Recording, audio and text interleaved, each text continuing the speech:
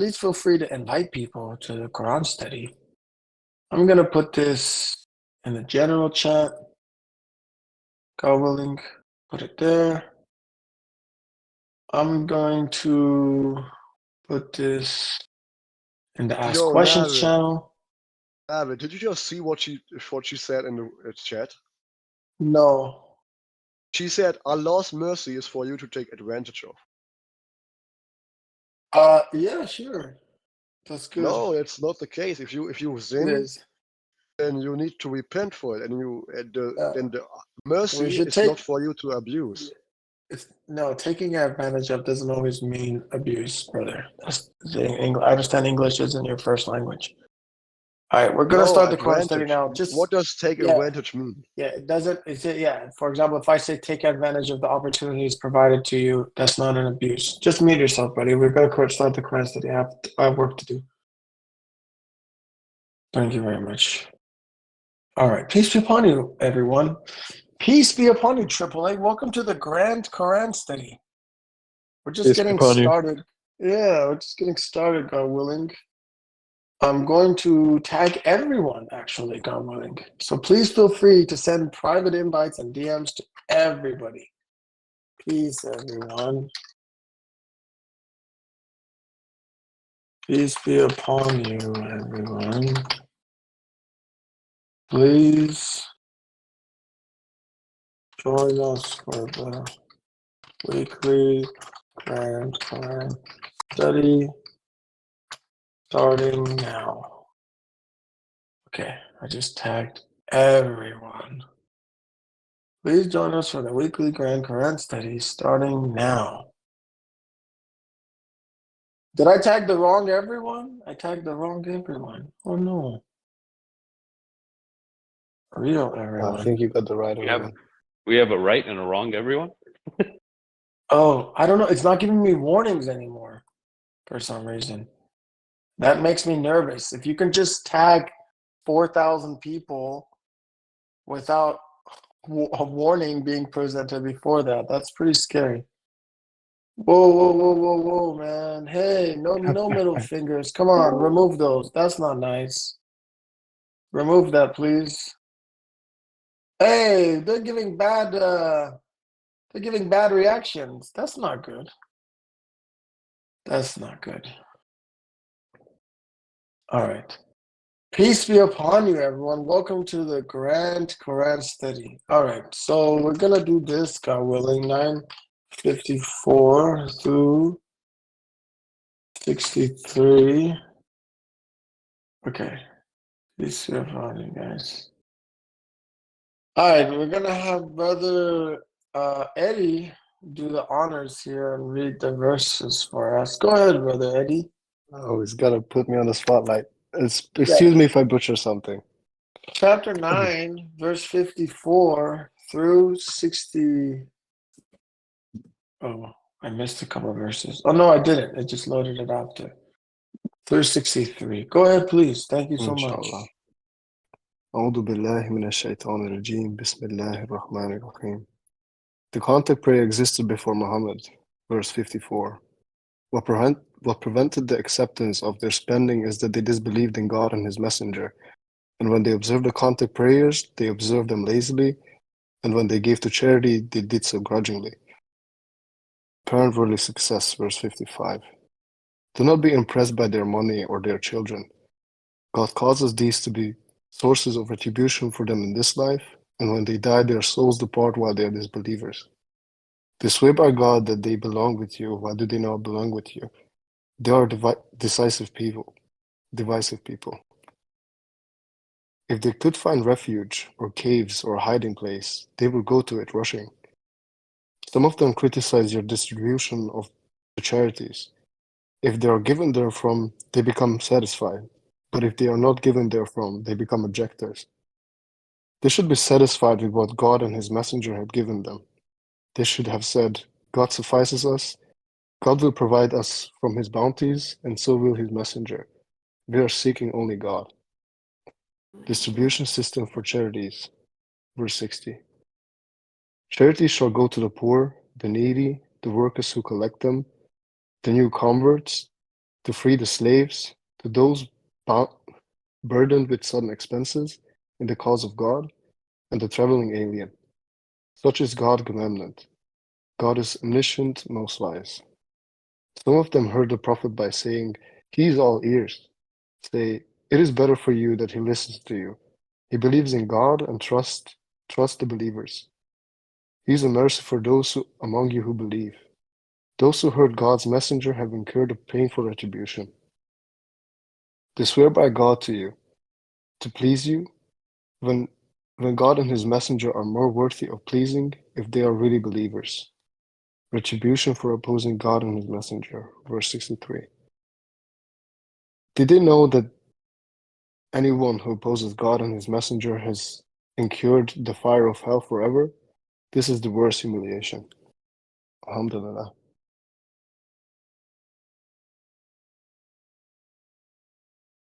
Wonderful. God bless you. Peace be upon you, everyone. Welcome to the Grand Quran study. We read from chapters 9, verse 54 through 63. Brother Eddie did righteous deed and read the verses for us. Brother Eddie, can you provide us any commentary or questions about the verses you just read? I would like to reflect on verse 61, saying that the Prophet is all ears. This is very significant because this can also teach us something when talking to anyone, sharing the message. Listening to the people that we're debating is very important to reach a common ground. If we don't listen to anything that they say, it is much harder to reach a common ground with them and actually show them the message. If it's all disagreements and no listening, then it's gonna be pointless. You will not reach common ground with them, and it's better to make a friend with someone that you're debating and debate that way instead of making enemies with them, because they're not going to take you seriously.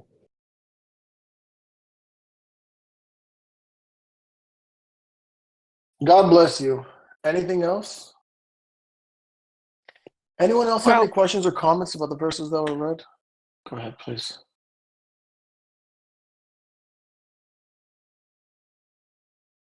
I'll make a comment off the same verse.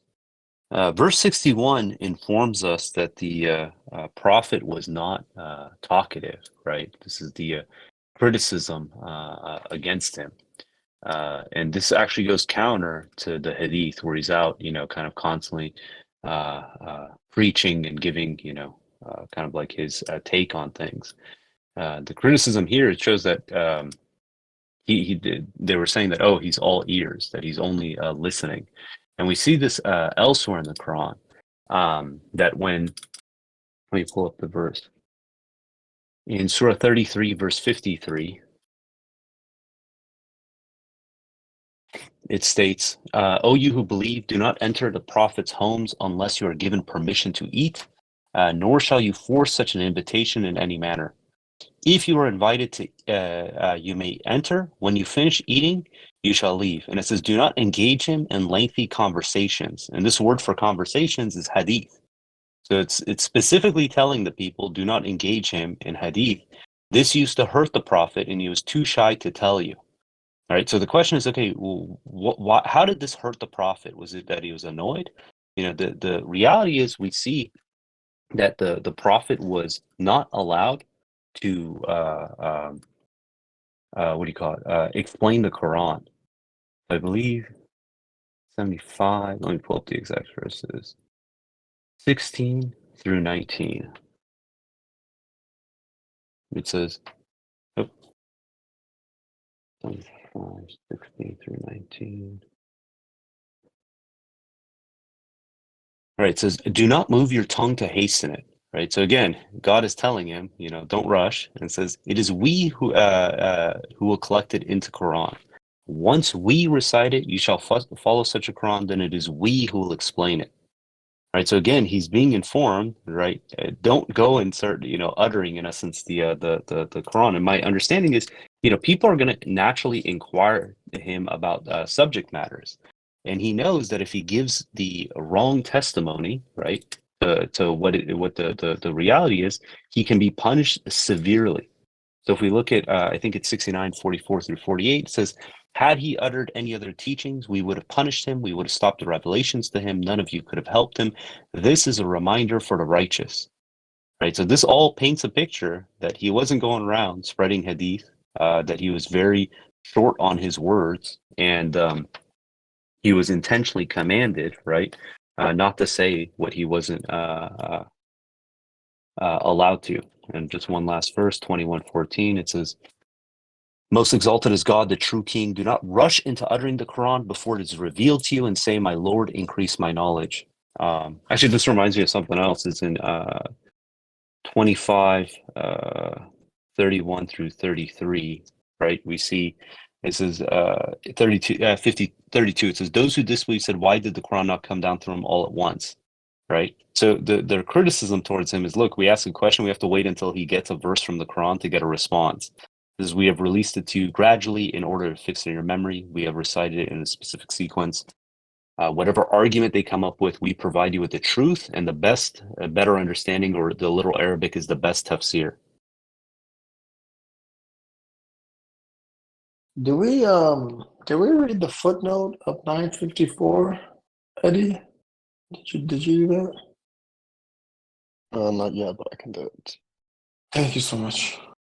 Oh, footnote 954. People will have the proof that the contact prayer salat existed before the Quran and were handed down from Abraham, see 2173. Also, it stumped those who challenge God's assertion that the Quran is complete and fully detailed when they ask, where can we find the details of the contact prayers in the Quran?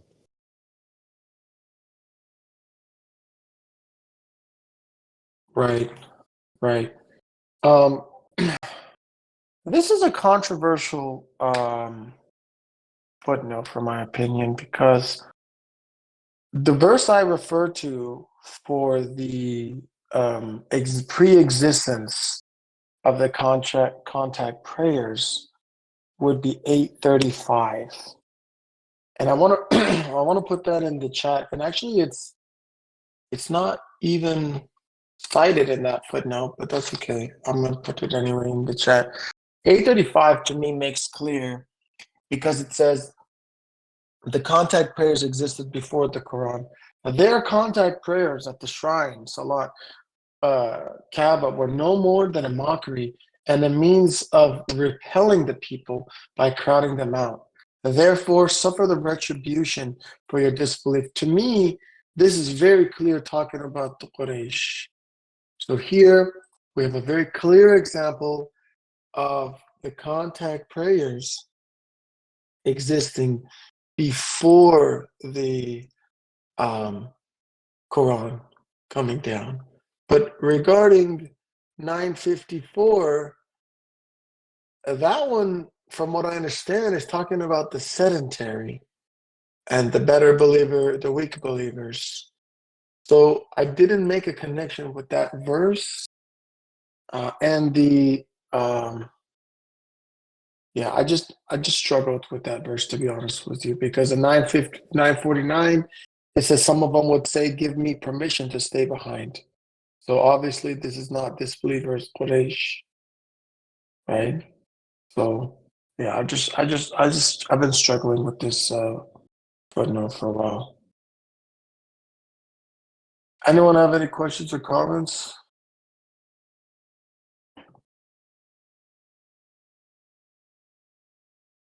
Peace be upon everybody. What verse were you talking about?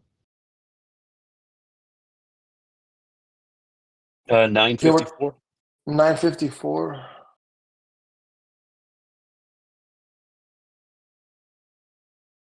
954. So I agree with the conclusion. Obviously, the contact prayers existed before Muhammad, but I'm not sure if this specific verse would be appropriate for proving this. But 835 is. If you look at 952, right, it just depends on which one you associate it with. So in 952, it says, you can only expect from us one of two good things, victory or martyrdom. While we expect for you condemnation from God and retribution from him at our hands, therefore wait and we will wait along with you. Say, spend willingly or unwillingly, nothing will be accepted from you for your evil people. And then I believe this is a callback to these people. So what prevented the acceptance of their spending is that they disbelieved in God and His Messenger, and when they observed the contact prayers, salat, they observed them lazily. So these are people who are condemned. But I see what you mean if you Yeah, continue on. So, yeah. Yeah, because 949, some of them would say, give me permission to stay behind. And then 950 says, if something good happens to you, they hurt. And if affliction befalls you, they say, we told you so. So these are on the side of the believers, right? And then the response is, say nothing happens to us, they said, what is decreed by God? And so unless you're saying from 952, it's just addressing the whole other people, then I see where you're coming from, and that would make sense, right? So up to 951, it's referring to the sedentary. They're with the believers. But then you have to say 952 onward is referring directly to the disbelievers. Under that paradigm, I think it makes sense.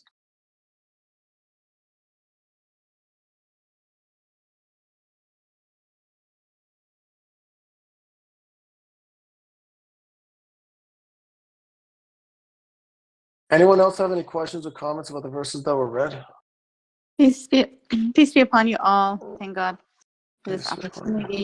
opportunity. Praise God. MashaAllah, some good comments were made. I wanted to add my understanding for these verses. So it seems like these are not really believers, because here in 949, the end of it says, in fact, they have thus incurred a terrible hardship, hell is surrounding the disbelievers. So even though they are with the Prophet and the believers, they're not actually believers. And so in this case, I mean, because they're not believers, and that's why they're sedentary. Because in this case, these people, this was part of their test, is that they were supposed to mobilize with the Prophet. I mean, it was a time where, we know that we can only fight in self-defense and to eliminate oppression, and this was like something that was decreed for them, and they didn't mobilize, so they failed that test, and they were, it seems like they were disbelievers. So Right. We agree on that, but I think that the issue is that if they're believers or secretly disbelievers or whatever, that doesn't relate to or connect to or prove the subtitle of 954. That was really the crux of the issue. Is that them being with the believers and then actually being disbelievers doesn't prove that the contact prayers existed before Muhammad. Do you get my point? Yeah, I think that perhaps because, I mean, like how I've understood this is because it's referring to, the Quran is referring to the contact prayers. So it's referring to something that was already in existence and known, rather than saying, okay, this is salat, this is how you do it. It's just referring to it. And so you refer But to this is the last. already in existence.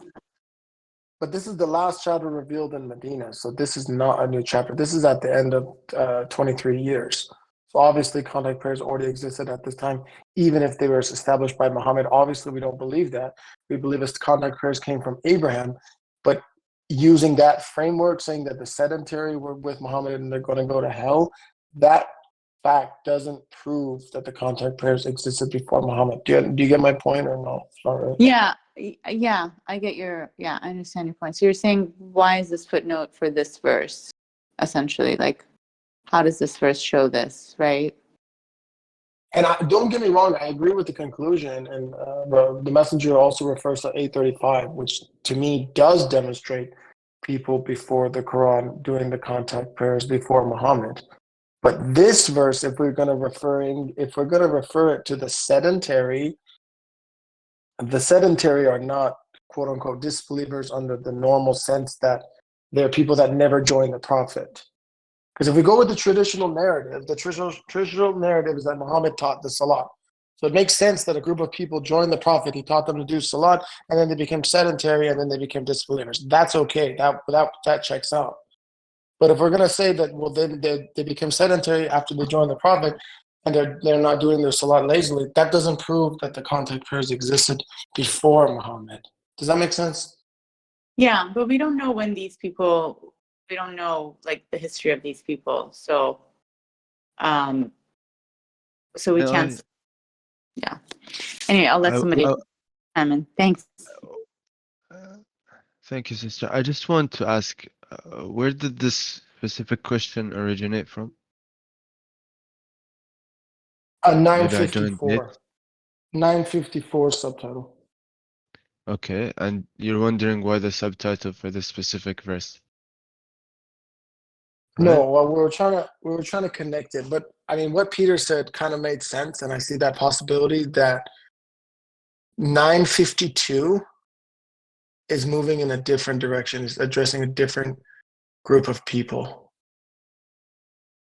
right? So 951 is addressing the sedentary. It says nothing,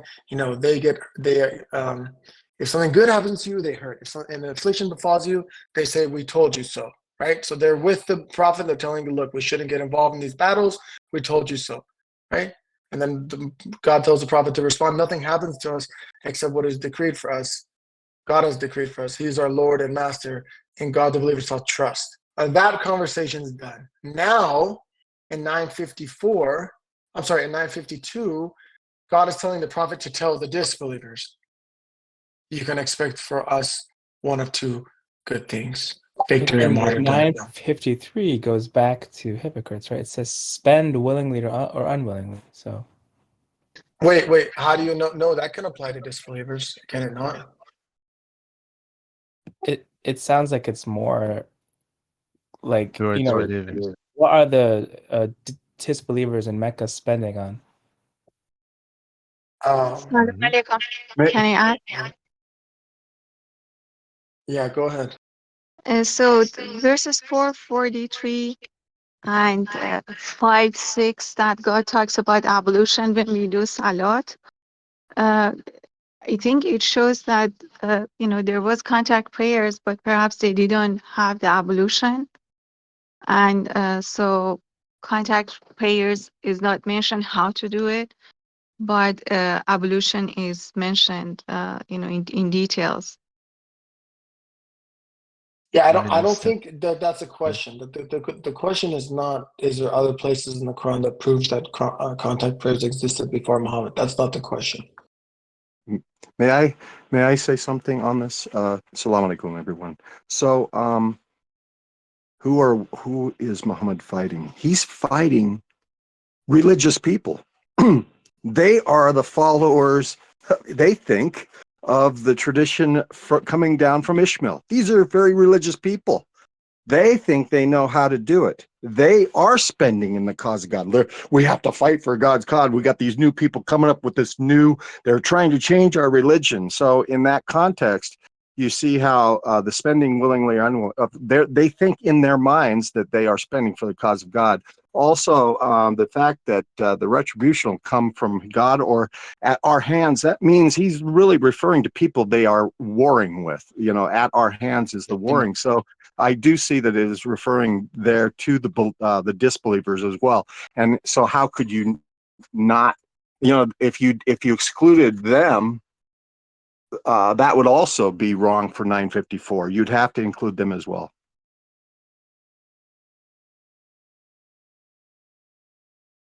I don't look. For me, the McClinton brought a point. Like 952 to me, it sounds like it's talking to the disbelievers because it says at our hands. So it doesn't make sense for the Prophet to tell the sedentary that you're going to be destroyed at our hands. That just doesn't make sense to me. It doesn't matter if you're a weak believer or a sedentary, I'm not going to kill you, right? You could be a weak believer or a sedentary. That's between you and God. Just because you're sedentary doesn't mean I'm going to come destroy you. It just doesn't make sense. So to me, you would only say that to the enemy disbelievers, people that are fighting you. The sedentary, they're not fighting you. So that's why I said the tone changed. The only difference is in 953, it says spend willingly or unwillingly. Maybe it's like a mocking at them because it says nothing will be accepted from you, for you are evil people. Again, to me, that's talking to the enemy disbelievers. And then 954 is just addressing the same people. To me, that makes sense. It's a harder argument to make than 835, but I think there's a good, I mean, if Rashad saw it, to me, that can make sense. I can see that. Some translations, first, sorry, assalamu alaikum, everybody. Some translations here say that not evil people, but rebellious, disobedient.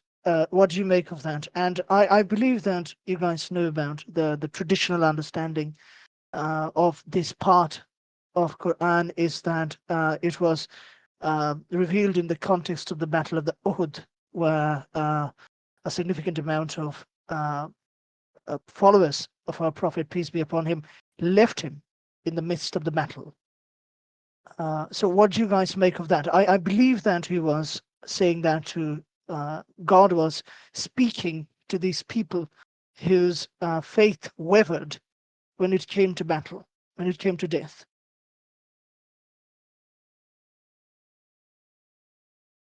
Yeah, personally, I don't think we can threaten to destroy or annihilate sedentary people. We can criticize them, but if they're not directly fighting us in the war, which I don't think these people were, I don't think we can attack weak believers.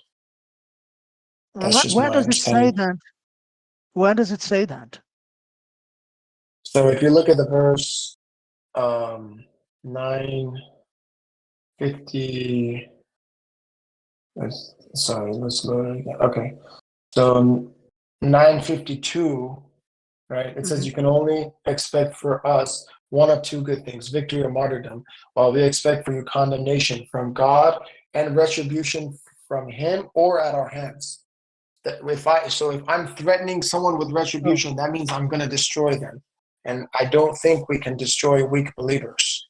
I don't think we can destroy people that are just, being sedentary and not striving enough. Can you really? So this means they have to be enemy disbelievers.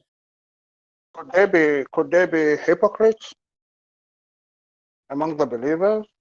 Even if Or they're what? hypocrites, they would have to be fighting. I mean, that's the only time it's justified. 68 and 9. Yeah, even if they're hypocrites, we can't just go wage war on the hypocrites for disbelieving and being sedentary. Yes, hypocrites could be divided in two forms. Probably those who may gang up with the enemies to fight you. Those who may not even want to fight you, but they are hypocrites who would be carrying rumor and spreading it as kind of poison. Yeah, but looking at this is truly talking about people who claim to believe, but what they are doing is quite different from what the true believers are doing. That's and correct. They are true enemies. Yeah. That's correct, and we agree with you. We're just saying, or I'm just saying that you can't kill someone or attack someone on that basis alone. No, what I'm saying, they must have been doing something that hurts the community, the believer, including Muhammad himself. For God to, issue such an instruction on them, they must be doing, this group of people, could be doing something that is so horrendous for God to issue such a commandment. And for God to say in 54, everything about them is like kind of condemned. It's not acceptable to God. See? Go ahead, If we look at Surah 6, if we look at Surah 670, we may, kind of understand certain people among the believers with different, lifestyle entirely. Assalamu alaikum, everyone. Alaikum salam. Go ahead, Brother Douglas. Peace be upon you. Go ahead. My comment is kind of like questions as well. We know there is a difference between the chronological revelation of these verses and when they were placed in the Quran. With that said, my question more or less is that there are many occasions when the Prophet Muhammad was addressing the people, and the audience for whom he was addressing was composed of believers, idolaters, and hypocrites. And thusly, the verses that he would be repeating at any given time would be relevant for anyone in that audience. In other words, in the beginning, there was no clear delineation or distinction between the idolaters, the sedentary. Of course, a person can be sedentary and as well be a sincere person. Laziness, hesitation. So it's a caution against. You see what I'm saying? There's Yeah. a caution against that.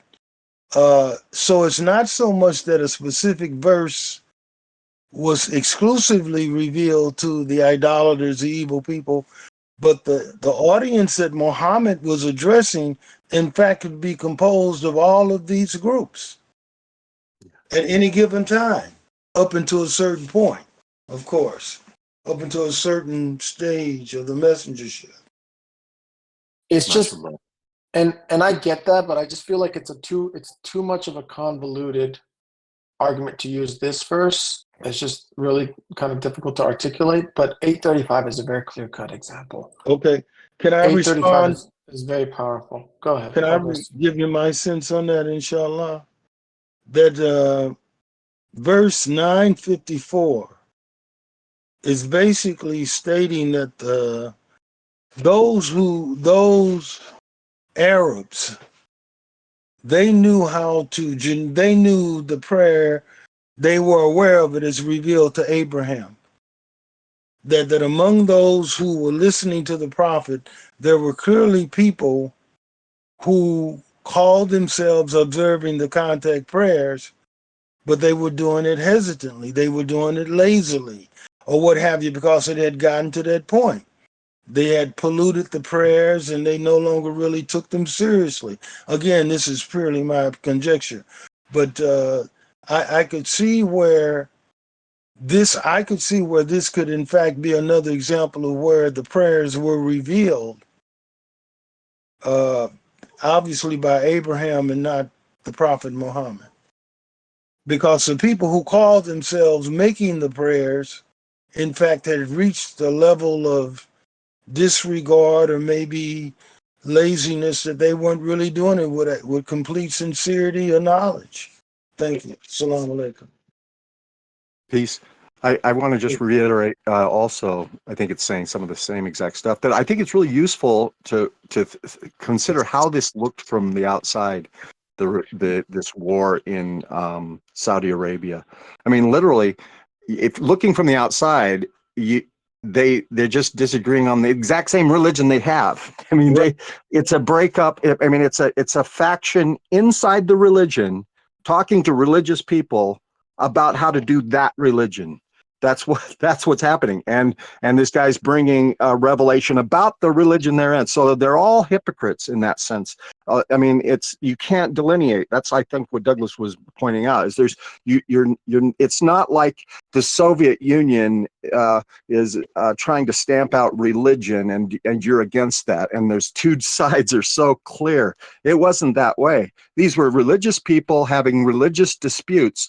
One and the message was to don't pollute your worship with idolatry, essentially, and so that's a very difficult delineation. May I for a moment? Yes, please go ahead. Yeah. So thank you for all your ideas, but I have this. Well, this is what I read.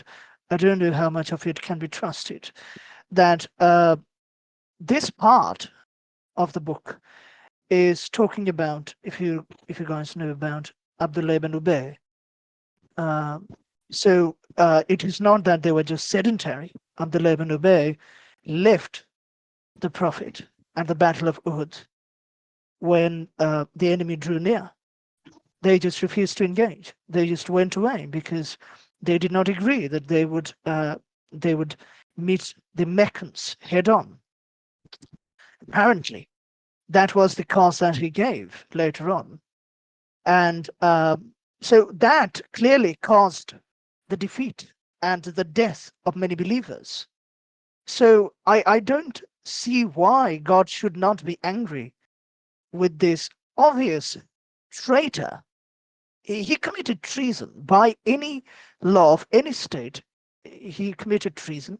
He left the army, and I suppose that is what God is warning us against at Surah At-Tawbah, is that, if you are of that nature, and those who did that at that time, they say they are Muslim, they give the zakat, they establish the contract pair, the salat, but in reality, all they do is for show. There is no sincerity. And when it came to the moment of sincerity, they withdrew, which is why, God is asking the Prophet, peace be upon him, to say to them, what do you expect? We have one of the best, the two outcomes of the engagement were this: victory or martyrdom. And those two are the best.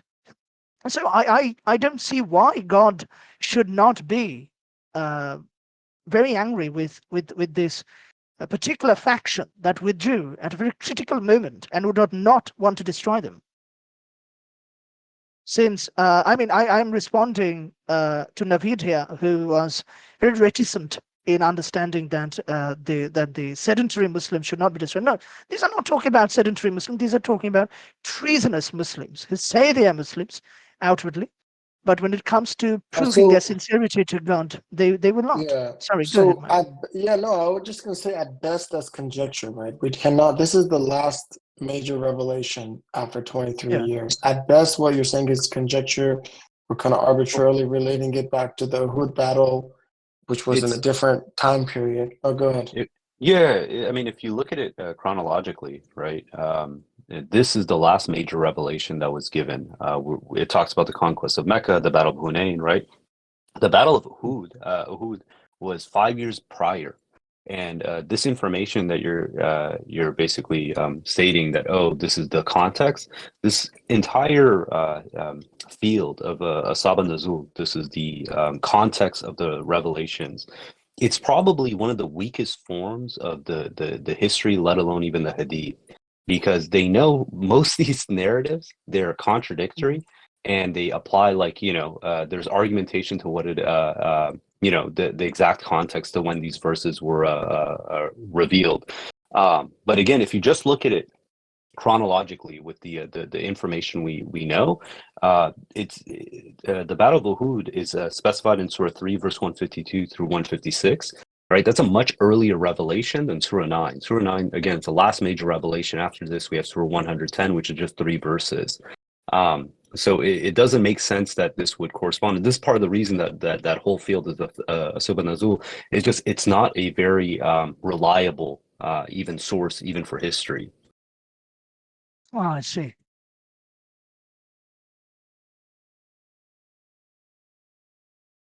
Okay. Anyone else have any questions or comments about the verses that were read? Thank you, brothers, and thank you everyone for sharing, mashallah. Yeah, I think the way that after all this, the way I think I've put it together and just kind of my own thoughts that that perhaps this 52 where it says, and I agree, we can only fight in self-defense. Even people who are clearly disbelievers or idolaters, God says you can defend them if they're not fighting you, evicting you, if they're not mocking. So, if they're not kind of aggressing, pressing. So yeah, definitely we cannot attack. It's only in self-defense and to eliminate oppression. So the way I put this together with 52 is perhaps like it's saying that if these people were to turn against the believers, then it would be that kind of a situation where then they would, God would bless them with victory or martyrdom, and they would be condemned, however God willed. Because then it says, therefore wait, and we will wait along with you. So this is not something that they're going to be, they're not in the middle of, it seems like, fighting them. So at the same time, like Masha, the point that Brother Douglas made sense. Like perhaps this is, it's addressing the different different groups, and so, or actually, okay, let me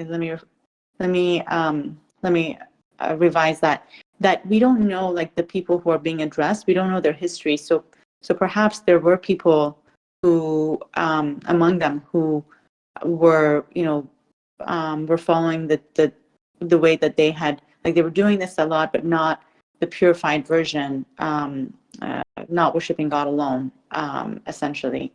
And so that's how the subtitle and footnotes really. I hope I that. still want to believe that these kind of weak believers or hypocrites, because in our own world now, we could be experiencing the same thing when we, the submitters or believers, have a community, and some people who would claim to be believers also would be attacking us, challenging everything we do, though they claim to be believers and they are praying and, observing so many things that God would want us to, observe together. But they do their own things differently, and they would not be part of us. You see, this is not a new thing. Whatever we are experiencing in our own modern time now wouldn't be a new thing. It has happened during the prophet's time. And this is why it is recorded in the Quran, so that if we see such people, coming to claim to be believers and they are doing different things, which shouldn't be a new thing to us. And then we should be prepared in case of anything that could happen. Yeah. But brother Surah Ibrahim, 50, verse 55 says, do not even be impressed by their money. I want to believe these are among the communities of submitters or believers, and God is telling us to not to even worry about whatever they have, because what God has given them will, is a source of, and their children. right? But Yeah. Ibrahim, everything you're saying is fine. But I'm just saying that saying that there's hypocrites and weak believers and sedentary among the believers, that doesn't prove the contact prayers existed before Muhammad. In order to prove that, you have to show people that are outside of Muhammad's group performing the contact prayers, and I believe chapter 8 verse 35 achieves that very very directly. 835 is a really good verse for that. And also, it pains me in doing this. I don't like to say what I have to say, but in verse 56, it actually forces this to be about the people that are with the prophet, because it says they swear by God that they belong with you. The enemy disbelievers do not swear that they're with the prophet, right? Abu Jahl doesn't swear that he's with the prophet, right? Abi Lahab does not swear that he's with the prophet. His wife does not swear that he's with that she's with the prophet. So the Quraysh that are fighting the prophet as disbelievers, and the ones who persecuted the prophet and kicked them out, as well as the believers, they do not swear to be with the prophet, right? So this is not talking about those people. This is forced to talk about the people that are with the prophet. And if that means if they're with the prophet, then the Sunni argument would be, okay, well, they learned the contact prayer from the prophet. So therefore, this wouldn't fall under the contact prayers existing before Muhammad. It doesn't matter if they're hypocrites now, they're disbelievers now, they're irrelevant now. None of that really helps the argument that the contact prayers existed before Muhammad. And so for anyone arguing this point with the Sunnis and traditionalists that come here every day, or even other people, we are showing them that the contact prayers existed before Muhammad. If you have to choose between 954 and 835, I would highly suggest to refer to 835, because that is a very solid evidence that the contact prayers existed before Muhammad. You see, Nabi, to get the connection between 835, 954, is that yes, it does exist before Muhammad, but it's by extension.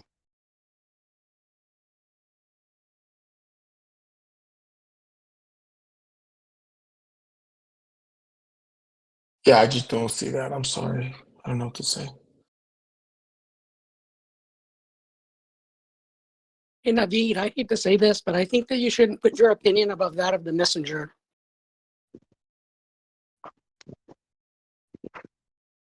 So I agree with the God bless messenger's you. conclusion. Thank you. God bless Yeah, you. I agree with the messenger's conclusion. I'm not in opposition to what the He's just messenger's not teaching getting is. it That's your right. This is belief. what he's It's a saying. personal Yeah. belief. That's fine. It's personal belief. You can keep your personal belief. God bless you. Yeah, we can all go back to study it carefully until Way God, picky. you know.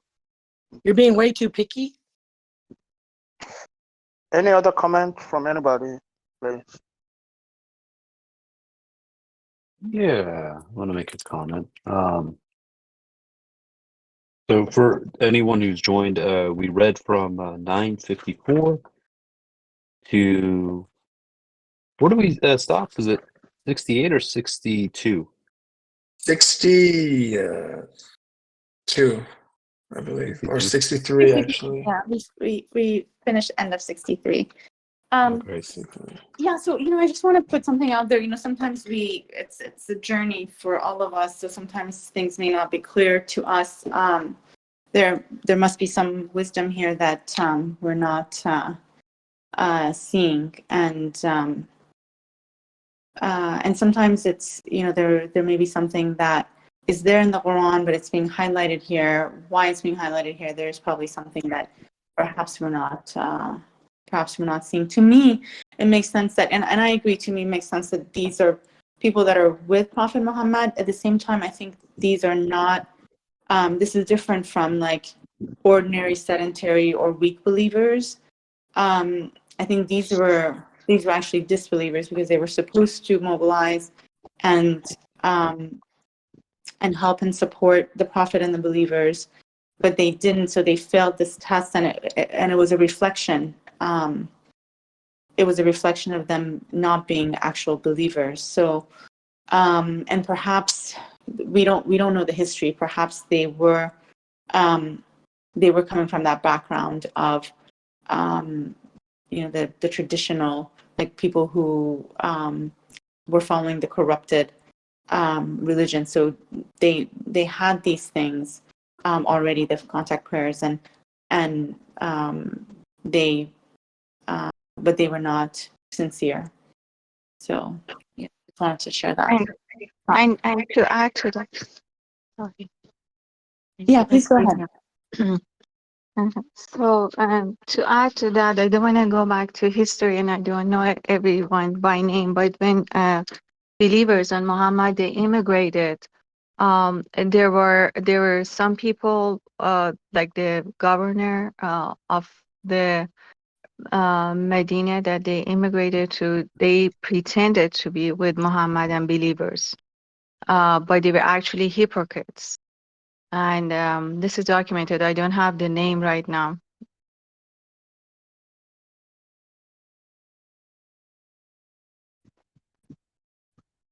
Mashallah, thank you for sharing that.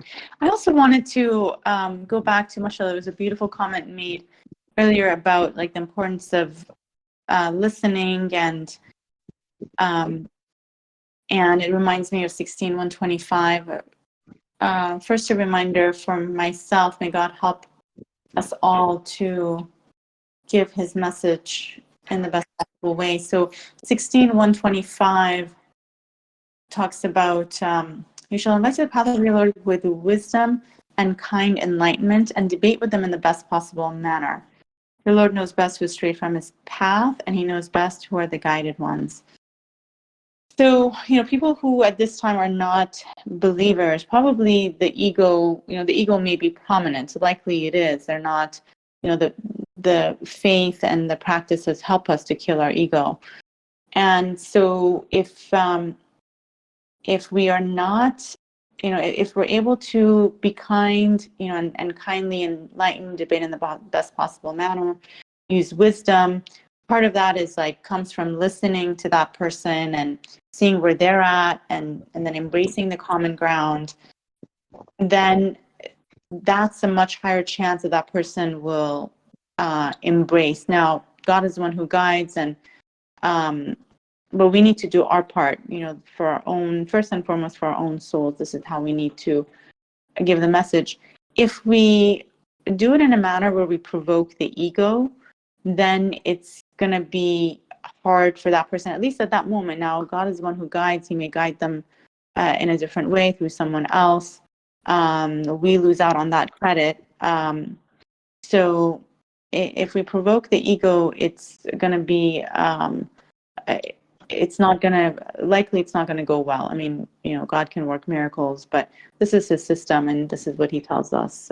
So I think it's very important. Thanks. Mashallah. And to add to that is that I witnessed twice, at least yesterday at 2 different times, that mashallah 2 different submitters, they spend a lot of time giving message in best possible way, and the person still, God didn't remove the veil. And inshallah, God is the only one who guides, but you're still getting the credit. And I see how tired they were. Like, it was a long debate and respectful and peaceful. It was not his time yet, inshallah. He will come back, but you still get the credit, and God is the one who guides. I just want to say also, I think this is an important, actually, doctrinal issue to look at it deeper. Is if when we say don't put your opinion above the messenger, we know for a fact that the conclusions of the messenger are what are the most important. So even the messenger, even when he gave us false data or let's say error information that had errors in it, the conclusion was always correct, right? And we have the example of this, of the word count for the word God in the Quran, Allah, 2,698 times. So if I look at the verses, there's a few mistakes in there in terms of the verses cited. That doesn't mean the conclusion is wrong. It just means that that particular data, there's issues in there. And so if I point at one of the verses that Rashad cites and says Allah is in there, and I say, hey, the word Allah doesn't occur in this verse, that's not me putting my opinion above the messenger, right? And so we have to be careful with that, because, that's like saying in 1926, the word most gracious doesn't exist in the Arabic. And then we point that out and say, well, you're putting your opinion above the messenger. Obviously, that would not be appropriate. So we just have to be careful of how we frame that commandment. That's how I see that. Yeah. Thank you so much. One more point on that. All good points. I'm on the other side of I advocate for us thickening our skins as well. That's another thing. Is I think the idea that we can be a community and not have thick skins, and somebody can't bring a verse to us. We realize some youthful exuberance. Somebody's going to say something maybe that feels kind of pointed, but if you're kind of older and wiser, or you've been in it for a while, you should smile and recognize where they're coming from and say, mashallah, thank you. We have to grow into the wise ones who, you're not offended by those who may know a little bit less, and the reason why is because a person, that might be the reminder they need, that one thing. We have to allow for that. We can't limit people's way of doing it. You have to be wise to understand why they would do it in it, and not feel like you got to fight them because they said something a certain way, because there may be some truth in it, and that's it. Let's grow up, have thick skins, and be able to take opposition and not let our egos, because see, that's where your ego is going to get a problem. Somebody said that to me, and then now you've got the ego problem. So may God guide us.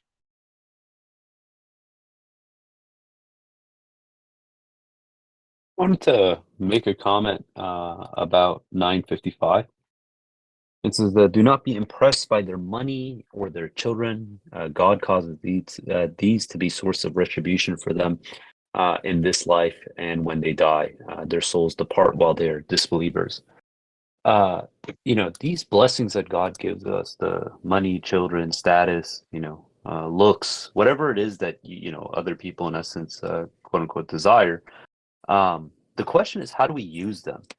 And the reality is, if God blesses you with something, it has two impacts. One impact is that it allows you to potentially become more appreciative. But the other one is, if you misuse it, you're going to turn unappreciative, and it's only going to be sealing the deal for retribution. And we have to be very conscientious that these blessings that God gives us, that they come with a tremendous responsibility. I want to cite just a couple other verses that are in relation to this. One is just a few verses ahead in 985.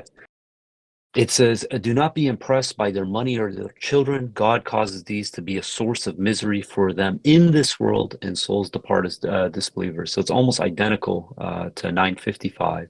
And I'll put that in for reference in the chat. And then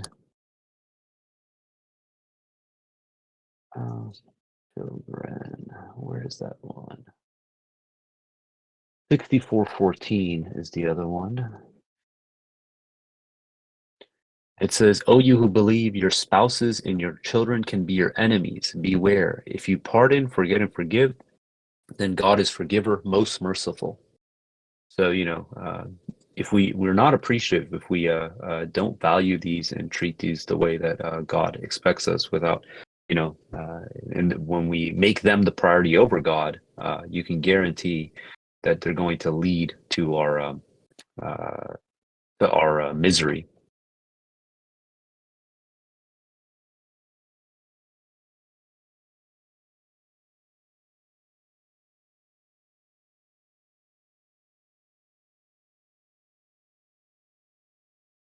Yeah, so can I interject? Yeah, please go ahead. Yeah, of course.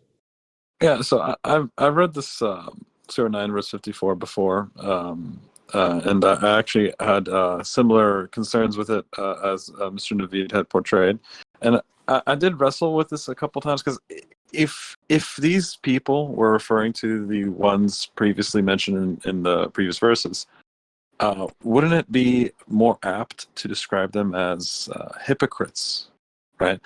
And so it was very I was very curious why God chose to use disbelieving instead of being a hypocrite here as a description.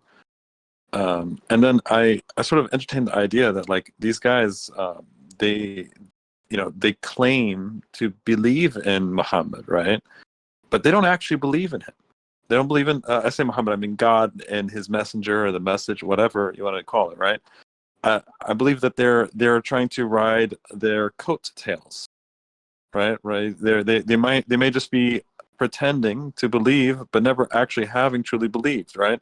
And when they observe their salah and their zakat, they do this, that they may be participating in those traditions because those traditions had always existed, right? Because if they're just faking it, they would not need to fake those traditions.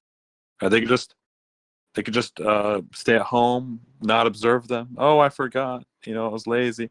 No, I think it's possible that those traditions are from their life before Muhammad, right? And they're not going to be accepted just because they're not participating in the truly believing part of believing in God and His messenger, right? So I don't know. This is how I perceive it. It's possible that's why God used. That's a very, disbelief. very good point. Yeah, because like if they were actually hypocrites, why would they do the contact prayers at all? Like, just not do them. Agreed. Well, like, Yeah. they're probably doing something that was just Look at verse 43. down. Gosh.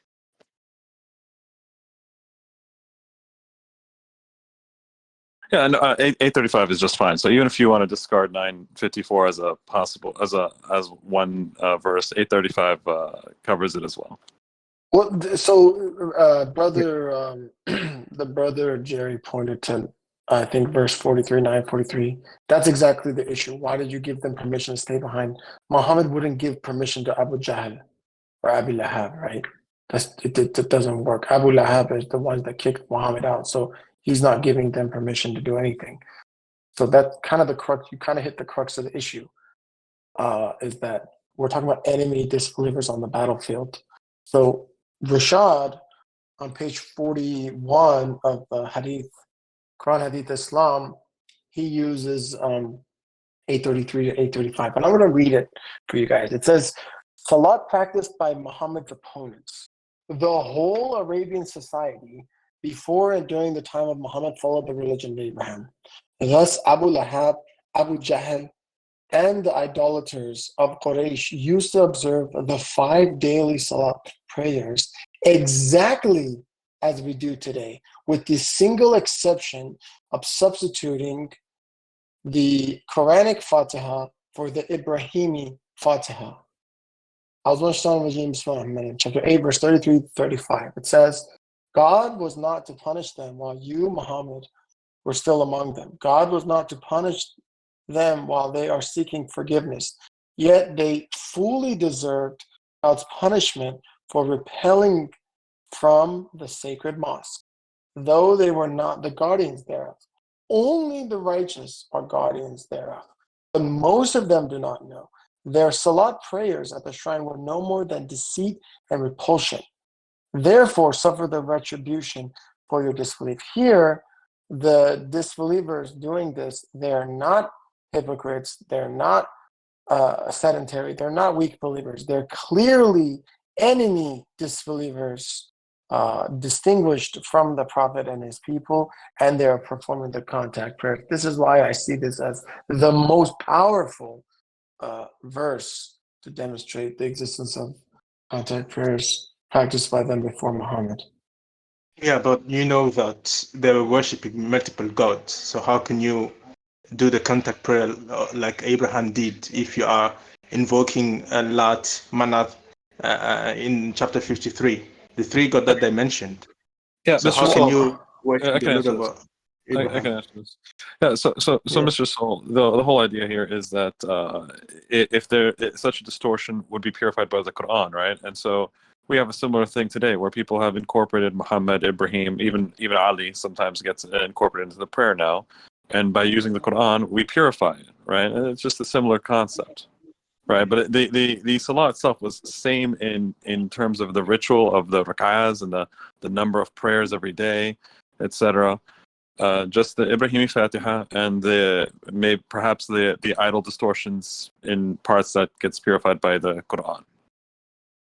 I don't know how do you describe Salat, because if we talk about Salat, we can't say that it's exactly the same way. What about the people who were worshipping the sun? They were prostrating to the sun, the same prostration. So prostrating, even during the time of Joseph, people used to prostrate. Right. So yeah, Mr. is Soul, it exactly the same way? So you have to understand, prostrating itself is a simple act, right? The salah is it's called the salah is a ritual, right? It's not just a simple prostration. It's not a simple bowing, right? It's a certain number of bowing, a certain number of prostration. It's words that you say at a specific time. All right. Sometimes you say it a certain number of times, right? So the act of salah is a ritual itself, while the act of prostration is just something you can do at any time, at any moment that you want to do. Right? I think even in the Quran it says that those who believe are those who fall prostrate when they hear God's revelations, right? Or something. I may be paraphrasing a bit, right? But I think you get the point, right? The act of prostrating and the act of salah are two different things. Yeah, but we have to be very careful with that. God says clearly that the Prophet if you Muhammad, excuse before me. the Quran. Yeah. Okay. Yeah, please, thank you. Chapter 19, verse 58. I posted it in the chat. It says, these are some of the prophets whom God blessed. They were chosen from among the descendants of Adam and the descendants of those whom we carried with Noah. and the descendants of Abraham and Israel. Israel, which is Jacob. And from among those whom we guided and selected. When the revelations of the Most Gracious are recited to them, they fall prostrate weeping. After them, he substituted generations who lost the contact prayers, salat, and pursued their lusts. They will suffer the consequences. Salat is mentioned earlier in this chapter when God tells Mary to bow and prostrate with the prostrators. Actually, you make a really good Moses, point, Yusuf. Yusuf, you actually make a really good point. Because I was always under the impression, under the traditional narrative, that Idris was Enoch, which was around the time of Noah. That would be before Abraham. But this verse you just showed proves to us that Idris could not have been Enoch, because Idris observed the contact prayers, and he couldn't have been around the time of Noah because there were no contact prayers at the time of Noah. This is a really good point. So all the people that are mentioned before this, in 1959, it says, after them, he substituted generations who lost the contact prayers.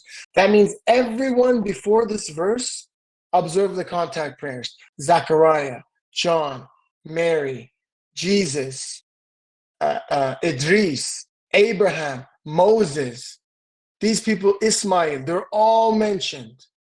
So that means there's no way that Idris can be Enoch. This has been something that I've been thinking about for 20 years, and you provided the answer. God bless you, Brother Yusuf. That was an excellent piece of information we just stumbled upon. I just also wanted to add the fact that, God told Moses that commanded Moses to observe the contact prayer to remember him. In Arabic it says, أنني أنا الله لا إله إلا أنا فاعبدني وأقم الصلاة لذكري, for Moses. So the salat was well established before, and there are many proofs within the Quran, if that's still what you guys are talking about. So I knew that salat existed before even the Prophet Muhammad, during the time of Abraham. But what you have to understand that you're wondering if it's the let same. Jeff speak. Let Jeff speak. Go ahead, Jeff. There was just one. There's a really subtle issue. It's subtle. It's hard to kind of see. It's this idea of what a hypocrite is, and this notion that a hypocrite is trying to fool people. And I think that understanding is a limited understanding of hypocrite. Because see, a hypocrite, they think they're believers. The Pope is a hypocrite. The Pope, the Ayatollahs, they're hypocrites. The most religious Sunni person that you ever met in your life, who does so many extra things and they're just always in worship, they don't know it, but they're a hypocrite. It's that they themselves are fooled to it. So it's not that a hypocrite is somebody who's just that is one type, the type of hypocrite who's like, hey, there's benefits for being in this group, and I'm going to make them think one thing. But the other idea is this. Dr. Khalifa described it here. There are many kinds of idol worshipers and many kinds of disbelievers. There are idol worshipers who worship idols and not God. They worship the sun, the moon, the cow, whatever, and they don't believe in God. There are idol worshipers who believe in God and the cow. Those are the hypocrites. Hypocrites are people who say they believe in God and they really don't, or they believe in the hereafter when they really don't. So that's the thing is that they themselves don't know that they're a hypocrite oftentimes. So it's a wide group that are the hypocrites, and they are amongst the disbelievers. So you look at disbelievers, it includes hypocrites, but they have distinctive qualities. Among us, I may make arguments that prove that I don't believe in the hereafter. Maybe I say that, look, I think we have to do a certain practice or something like that. That may say that I don't believe in hereafter. That would show that I'm a hypocrite by the Quranic criteria. So I don't think I am, but it doesn't matter whether you think you are or not. It's the question is because see, we're not aware of it ourselves. That's what I want to make. Thank you.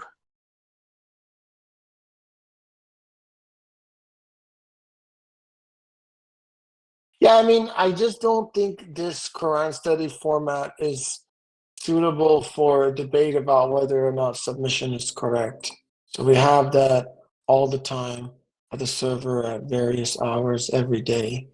But the Quran study, if we could just focus on just the established understandings within the doctrine of submission, I think that would be appropriate for this meeting. And can I add to what Jeff said? So, among submitters, there are those who can commit hypocrisy or commit idol worship. Our ego can be idol. But we are on the path to repent, reform, to progress.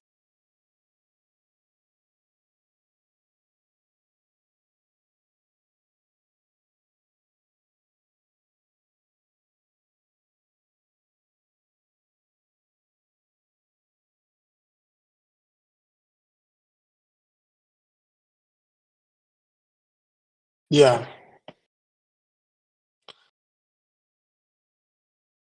Okay. Anyone else have any questions or comments about these verses?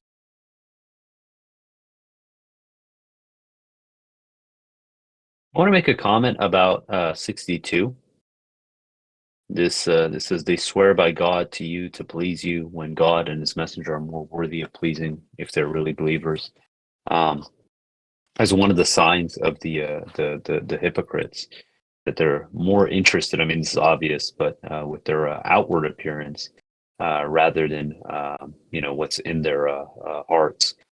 And when they do this, they appreciate the look of righteousness, right? And I noticed that among traditionalists, there is this emphasis, this disproportionate emphasis about the look of righteousness, right? It's not about the content; it's about the look. How much of the surah of the Quran can you memorize? Doesn't matter if you understand it. How much can you memorize? How well is your recitation? These vanities, right? How well groomed is your beard? Did you trim your mustache? How much of the actions of the Prophet can you emulate? These things is kind of what they define as righteousness, rather than the actual content of the character. They're more interested with the outward appearance of what they think a righteous person is.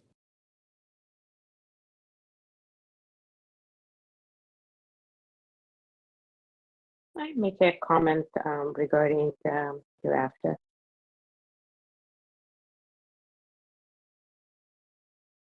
Yeah, please. Okay, thank you so much. Jerry said regarding hereafter that some people might not believe in it. And I just wanted to let him know that I was one of them, and I wanted to testify to that.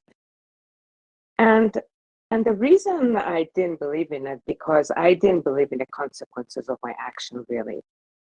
I just thought whatever I do right now, I can hurt somebody, I can be rude to somebody, I can be nice to somebody. And there we go, that was it. There was no here, there was no after. It was just like right now. But then I learned from you, and we're on that's not the case, man. If you do whatever you do today, the choices you make today, man, you'll pay for it tomorrow. If you decide to hurt somebody today, eye for an eye. So I just wanted to know, it is a belief, but yet it is the truth, that the question hereafter. But thank you so much. It was a great one. So, thank you.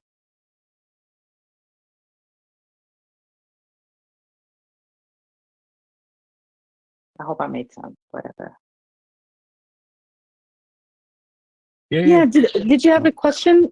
Sorry, did you have a question at the end, Sister Gita? That part I didn't. Yeah. So what do you believe? Jerry shares his. It's like, I don't. Some people don't believe it, but do we really believe it?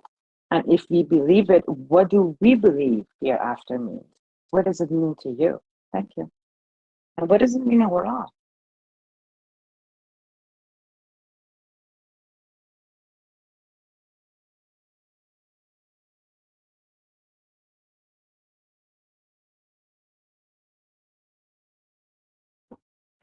Okay.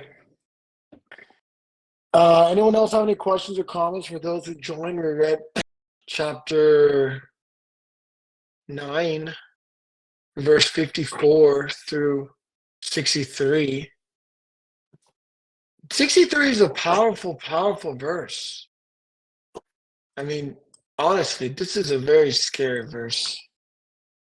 Look at verse 63. It says, did they not know that anyone who opposes God and his messenger has incurred the fire of hell forever? This is the worst humiliation. This is what these kind of sentiments are repeated many times in the Quran. And I think they're a reminder for everyone to just be very careful about how they go about, especially we get a lot of people coming here and they're within moments or seconds, quickly dismissing God's miracle, God's messenger, this kind of thing. But this can be also broader, is that we need to be very careful about, this kind of thing. I don't want to fall into this. That's so scary. We know that the Quran tells us the brutality of hell and the misery of eternal damnation and the hellfire in such graphic and explicit descriptions. So maybe we take heed and not make the wrong decisions. What do you guys think about this?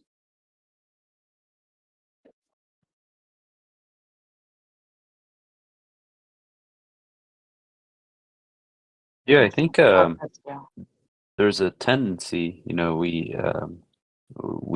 our imagination fails us to understand how terrible hell is and how amazing heaven is. We hear these descriptions, but when you have to put it into actual deep contemplation, it's guaranteed we fall short. Because if we genuinely understood how horrendous hell is, and how absolutely amazing heaven is, our actions would never be the same. Slow motion, that one.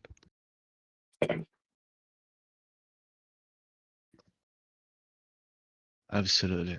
Our 6-pound brain cannot fathom or comprehend how beautiful heaven is and how terrifying, humiliating, and painful hell is. And if we took heed and actually reflected on how God describes them in the Quran, our actions would never be the same. Just as you said, brother. Peace be upon you all. Can I add on to this? Good point. Peace be upon everyone. Happy Sunday. Praise God for this study session. MashaAllah. That's a great point, brother dude. To know how awesome heaven is and how devastating hell is. I think to really grasp that is to know God, to know our Creator. I truly believe the more we know God, His attributes, His qualities, His creation, the more we really can visualize how beautiful heaven would be, how desperate and devastating hell is because it's His absence, right? I mean, all that you're enjoying, all that I'm enjoying, all the feeling, the family, all that you're having this comfort comes from the source. And the source is our Creator. So I think the more we get to know God, the more we really feel His creation, His awesomeness. Thanks.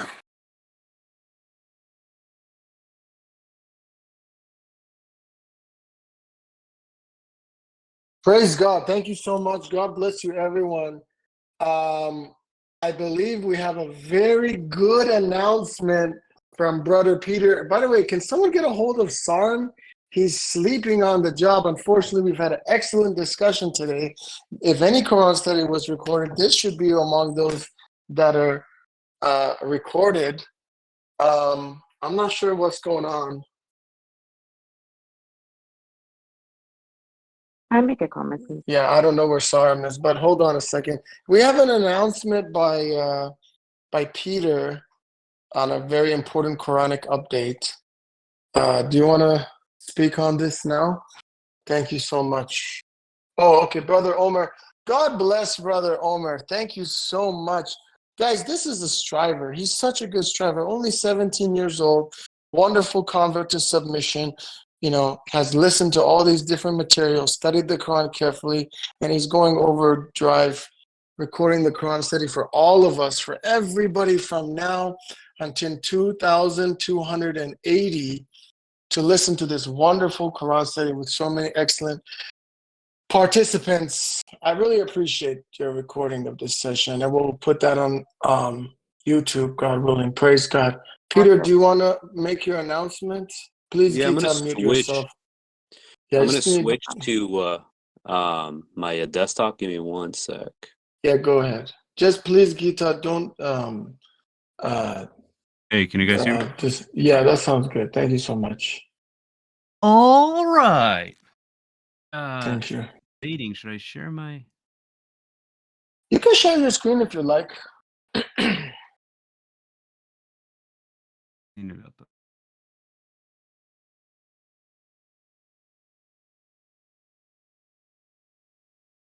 so I'm about to drop this article regarding the NUN counts.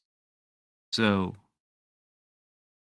here, yeah, I mean, I don't think the screen share. Actually, yeah, it doesn't hurt. I'm going to share my screen. Whoever wants to. Oh.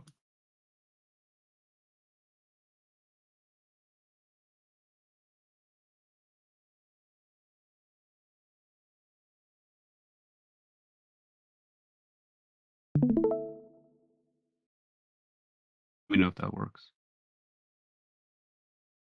Not able to see anything so far, at least on my end. You have to click watch stream. It should be on the top left corner. You can click watch stream. I got it Yeah. on my end. Can you guys see my screen? Yes, I can. Yes.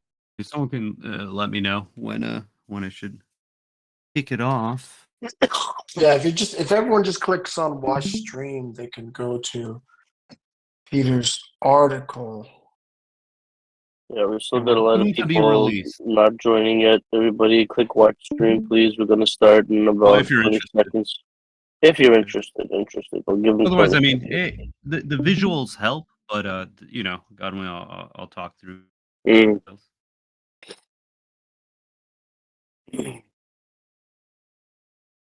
I think that's everybody that's gonna do it, man. Whatever. I mean, I'll start if people want to join. Yeah. So, you know, in 1974, right, Rashad Khalifa, he informs us that this Quran has this 19 base mathematical structure. And much of this structure is based on these 14 sets of Quranic initials that prefix 29 chapters. So, you know, we're all familiar with these. We have the 29 chapters, the corresponding initials. And he informed us that these initials in their respective sets come out to multiples of 19. So, you know, Surah 2, Alif Lam Mim, has 9,899 Alif Lam and Mim, but then the aggregate of all the Alif Lam Mim surahs also is a multiple. You'll see this for all the sets. So, Alif Lam Mim Ra, 1482, 19 times 78, Kaf Ha Ya Ain Sad, 798, which is 19 times 42, Yasin, 285, 19 times 15, and such, right? One of the surahs that gets scrutinized is the last surah of the initial sets, and this is Surah 68, the pen al-Ghalam, Nun. Okay, and Rashad tells us that this surah has 133 Nuns, which is 19 times 7. And the reason is because unlike all the other initials, Nun is spelt out phonetically, Nu Waw Nun. Okay. And for years, people argued. They said, "Well, that's not how we find it in most the manuscripts. The Uthmani manuscripts, they all spell it with a single nun." Okay, and before addressing this argument, you know, let's just look at some of these the phenomenon around just this initial in the 68. So the fact that Nun is the last Quranic initial produces several notable observations. For example, the number of verses from the first Quranic initial, Alif Lam Mim, Surah 2, verse 1, to the last initial is exactly 5,263. So that's the number of verses, which is 19 times 277, right? If we included 9, 128, 129, we'd be off by 2, or actually off by 17. The word Allah occurs 2,641 times between the first initial, right? So again, in Surah 2, verse 1, to the last initial, Surah 68, verse 1. Now, what else is interesting is some people say, well, why don't you count all of Surah 68? Surah 68 actually doesn't have the word Allah in it. So irrespective, you include Surah 68 or you stop at 68.1, right? You still end up getting 2,641 inclusive, which is 19 times 139, meaning all the Allahs outside of the initials is 5719 times 3, right? And it says, and there's another thing, sign in Surah 68. So in Surah 68, the only messenger that is referenced is Jonah, but it doesn't use his name. It says, you shall steadfastly persevere in carrying out the commands of your Lord. Do not be like Jonah, who called from inside the fish. And when we look at this, right, this expression towards Jonah, we notice that in 2187, it uses this weird kind of expression for Jonah. It literally means Zanun is the possessor of the N. Okay, and it spells out Nun as Nu Wal Nun. So all this is showing us kind of a sign that, okay, this initial should be spelt out phonetically as Nu Wal Nun, right? For years, we've been looking to say, okay, can we find a manuscript that spells it Nu Wal Nun? Recently, there was a professor, so he's a Harvard professor. His name is Shadi Nasser. This guy is the world expert in the variant readings of the Quran, okay? He recently launched this website. Okay. This website, basically, you can go to any chapter of the Quran, okay? Anything that's grayed out. If you click it, it will give you all the variant readings for that word. So we were looking at this the other day. So if you look, Sarat, this is past, Sarat al-Ladina an'amta alayhim, right? It can be, there's some variants that write it with a sin, okay? And then some that even use a synonym, which is Sabil, okay? And you'll see it basically anywhere you click, you'll see that basically it shows the variant readings that are within the various manuscripts and documents about how the different people recited, any word or verse of the Quran. Now, for those who aren't familiar, right, we're all very, how do you put it, up to speed with the Hafs recitation of the Quran. This is the most predominant recitation of the Quran. And the reason is because Al-Azhar University in 1924, they published the, basically the, how do you put it, authorized contextual canon of the Quran with the specific spellings and tajweed based on the Hafs recitation, okay? But in reality, there is about 20 different recitations that are 14 of which are accepted. They say, hey, these are accepted recitations. 6 of them, again, they're known. They're just not as prolific. And then multitude of these one-off recitations that we're familiar with. And there's a bunch of these. So this professor, what he's aiming to do is to show all the variations that he's discovered in the recitation with its corresponding sources. Okay. If we go to Surah 68,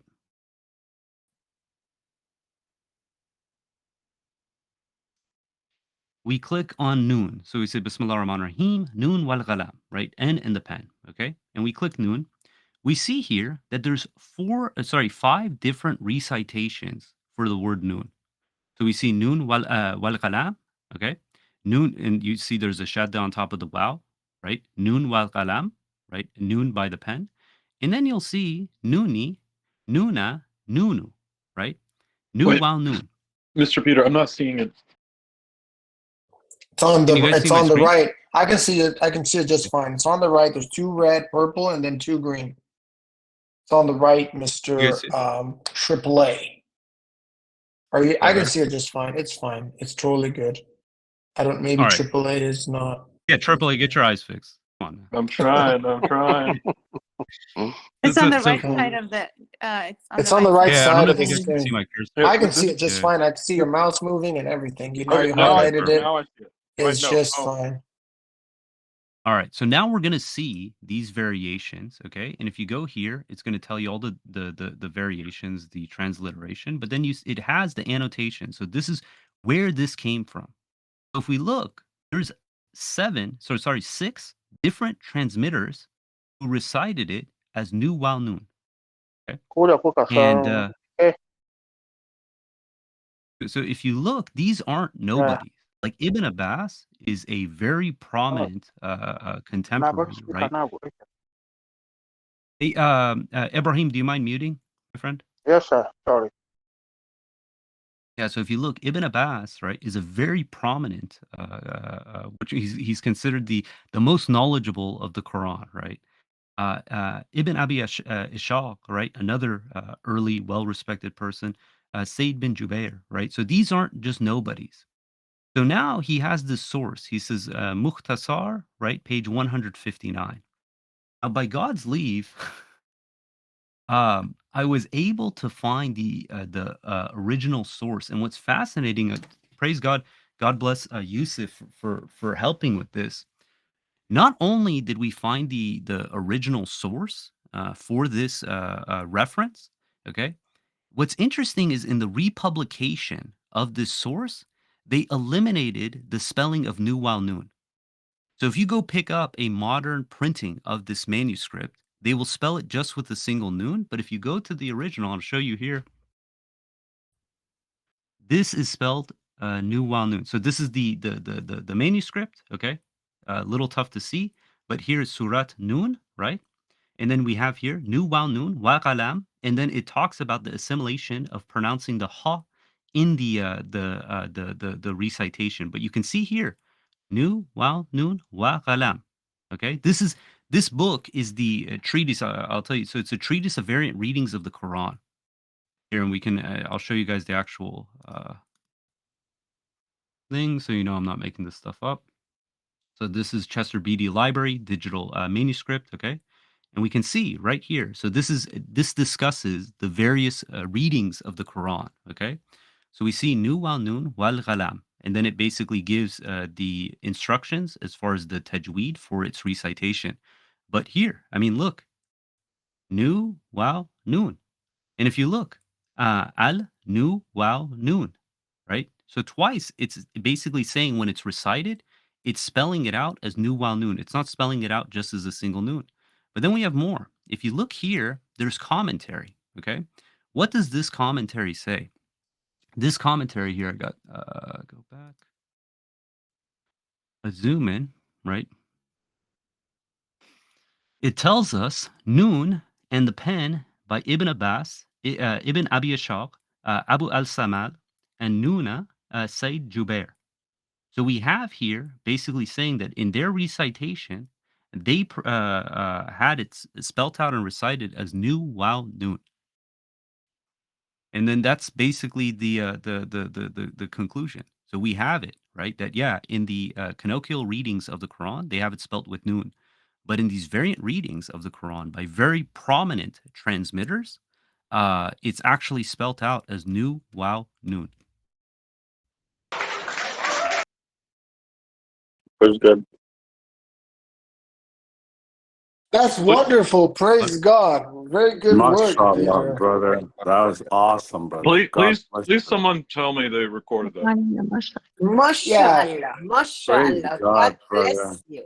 God be glorified. That is an amazing blessing. Wow. Wow. I'm going to put it SubhanAllah, into that's the. awesome. I put it. I just published it. You guys can The article look at it, was put verify it. in, the article's in VC1-chat. So can I go and like brag to all the Sunnis that it's been found? Yes. Yes, you have bragging rights So at this there's point. yeah, here's the rub, right? The response back is going to be like, hey guys, this is just the recitation. It's not about the actual manuscript. But nevertheless, this is to date, as far as I know, right, the strongest indication that yes, in the earliest written forms, right, it was spelt out as Nu Wal Nun, because in Arabic you have short vowels, which is the tashkil, and then you have the long vowels. If this was strictly just a vowel marking thing, right, you wouldn't have it written out with the long vowel of the nun, wow, nun.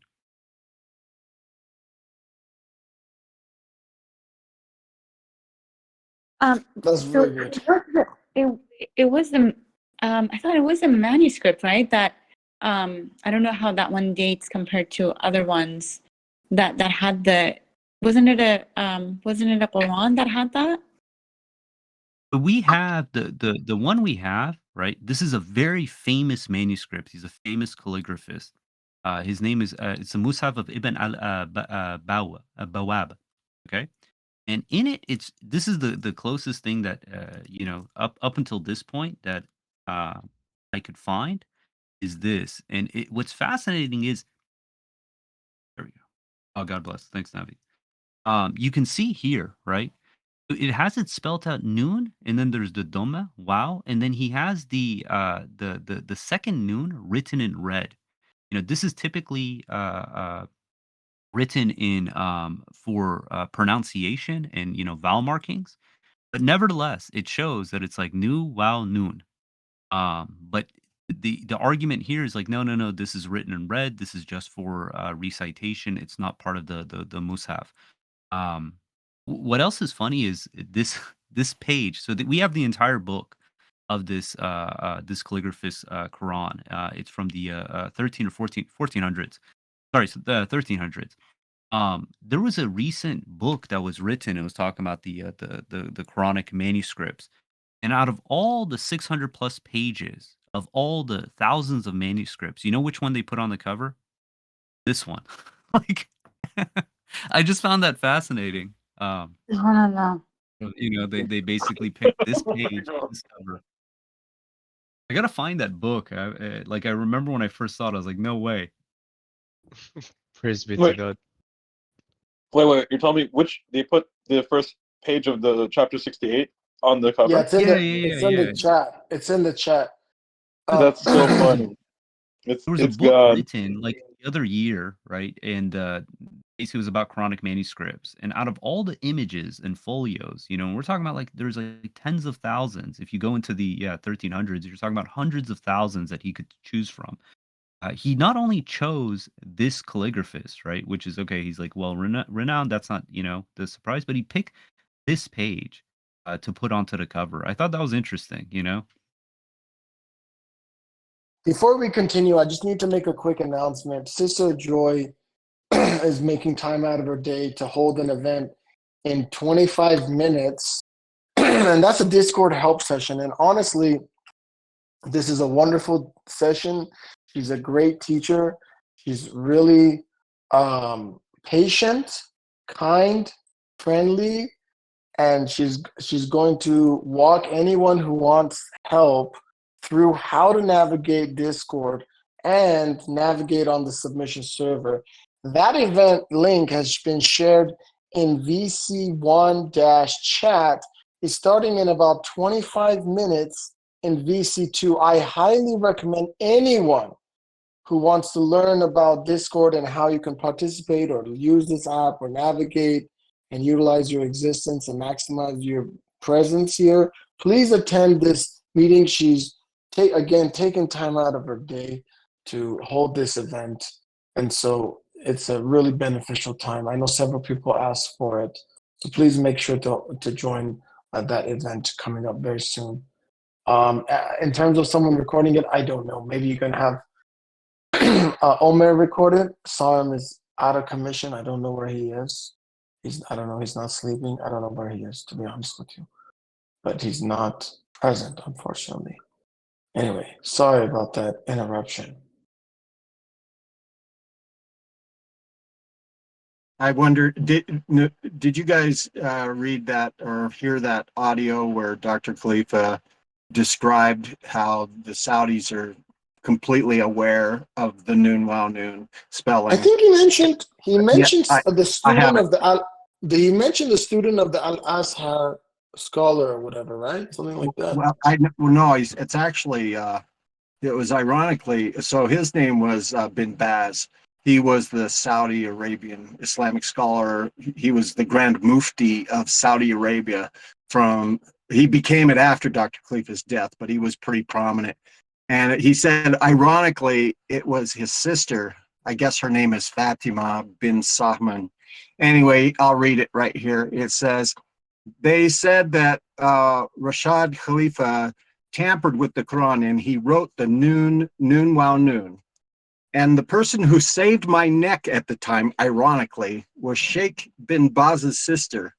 And she told him that there are plenty of Qurans written like this. So there, he was aware that they were trying to make that claim that there are none, but even within the established sheikhs of the time, it was well known. Wish we had that on camera. We do have the recording for that. Oh, the chef speaking up for the. No. We have Rashad talking about it. I have a question for Dude. Yeah, what's your question, Bliss? So this manuscript, it's Quran, right? That it shows Nun wa Nun. No. So this is a treatise. It's a manuscript of a treatise written in the 900s that basically discusses the variant readings of the Quran. So in What this about one, it's chapter saying, 9? What about chapter 9? Does it have that as well? I can check actually. Good question. Yeah. I can check. And do we have, I heard also for chapter 9, the version of Osmanis. I don't know if we have it. It's somewhere, I heard long time ago from a submitters in one of the museums. They have Osmani version for chapter 9. There's funny enough, Adib says that in that one, right? Basically is missing the last two, but their argument is, oh no, we just don't have that folio. It's conveniently because it's at the end. They can just say, oh yeah, we don't have that page. That's according to I haven't verified it for myself. So, Peter, I have a question.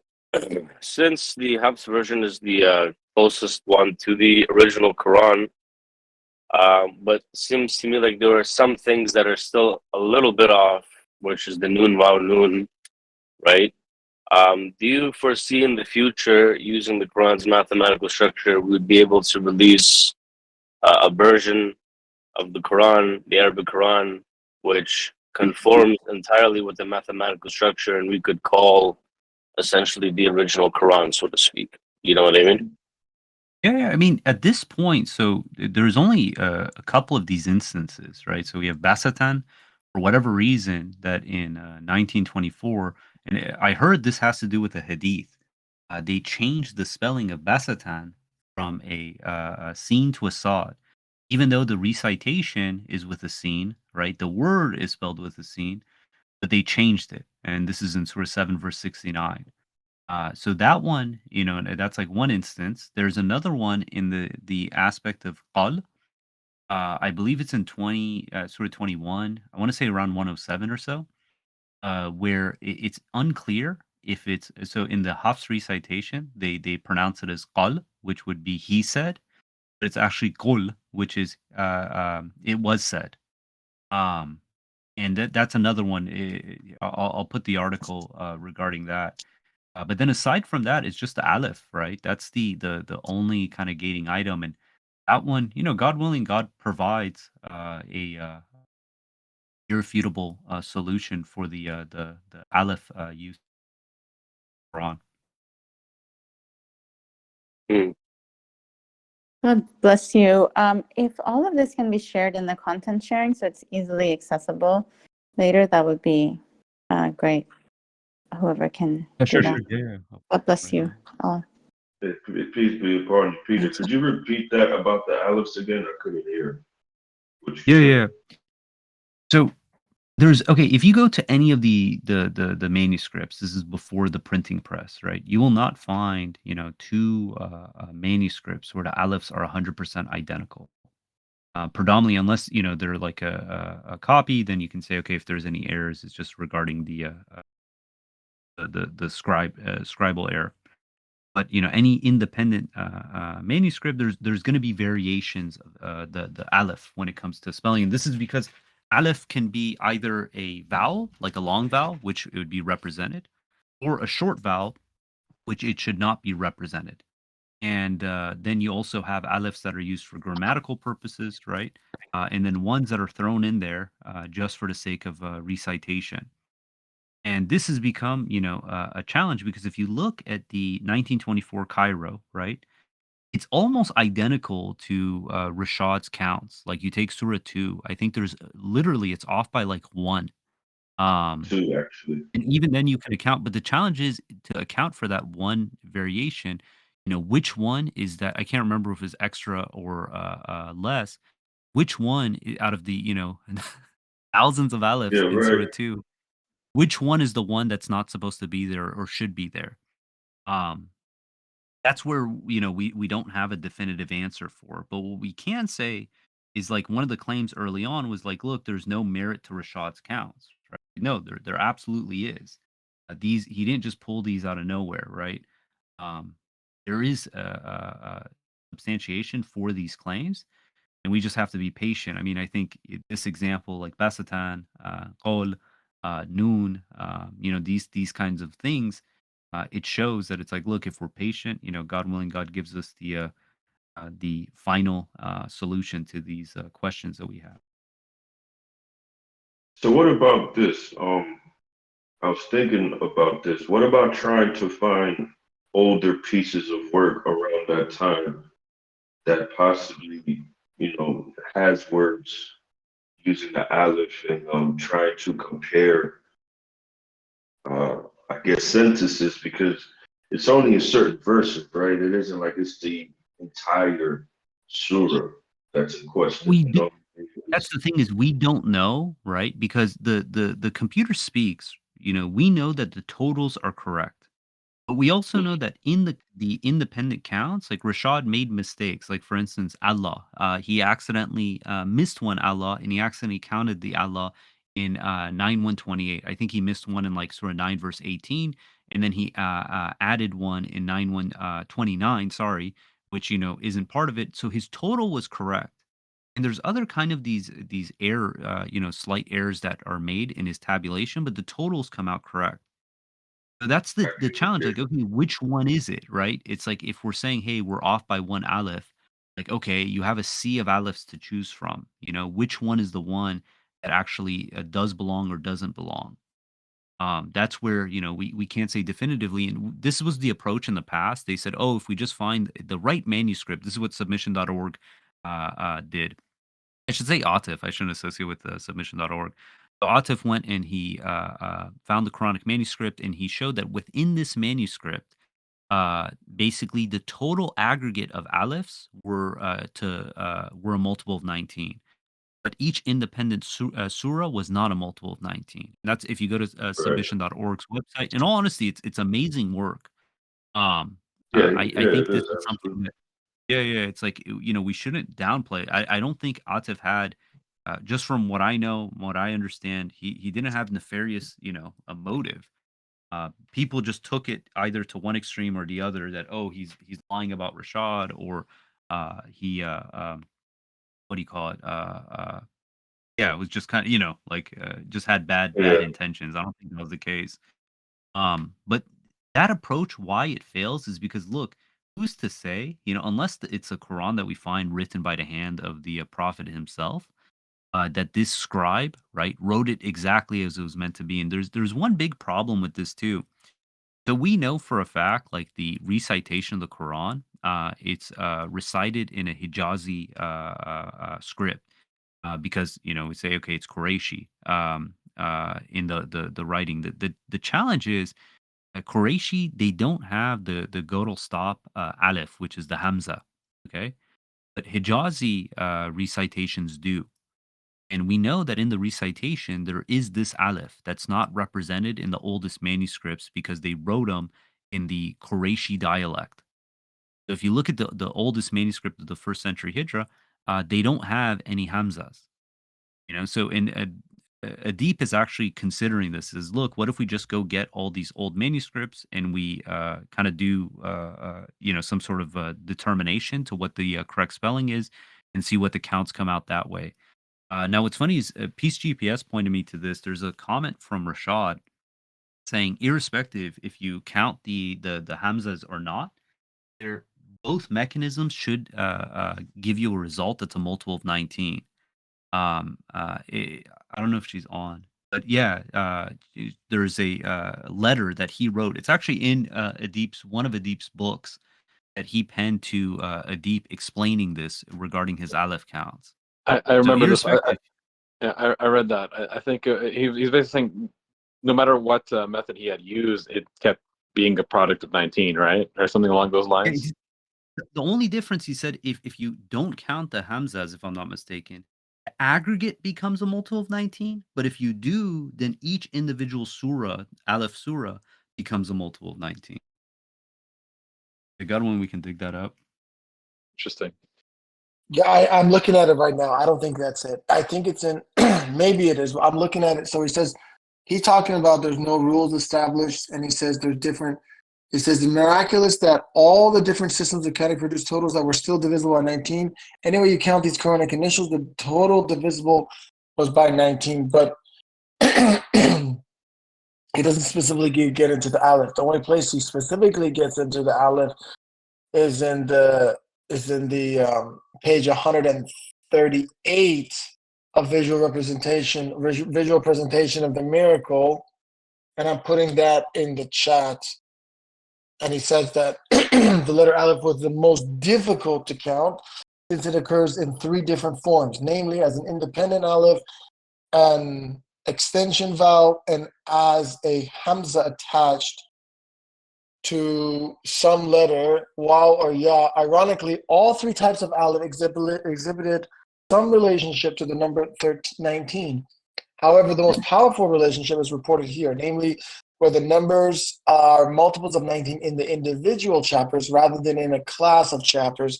In this relationship, the independent aleph and the aleph of extension are counted. The hamza, which is part of another letter, is not considered aleph. It was found that the letters aleph, lam, and mim occur in multiples of 19 in the individual chapters prefixed with these letters. And that's, again, I put it in the chat. That's page 138 of visual presentation of the miracle.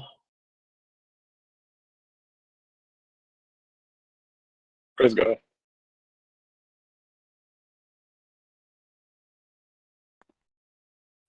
Yeah, I again, better someone has say, to ask. Oh, good, bro. oh yeah, no, you know what? When I was listening, I was looking into this guy, Bin Baz, and I think I said a name for his sister, and I think I messed that up. That was his wife, so I haven't been able to find who his sisters were. So just for the record, thank you.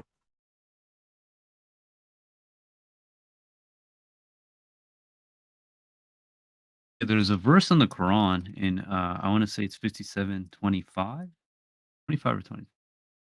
Yeah, 25. It says, "We sent our messengers supported with clear proofs, and we sent down to them the scripture and the law, that the people may uphold justice. And we sent down the iron, wherein there is strength, and many benefits for the people."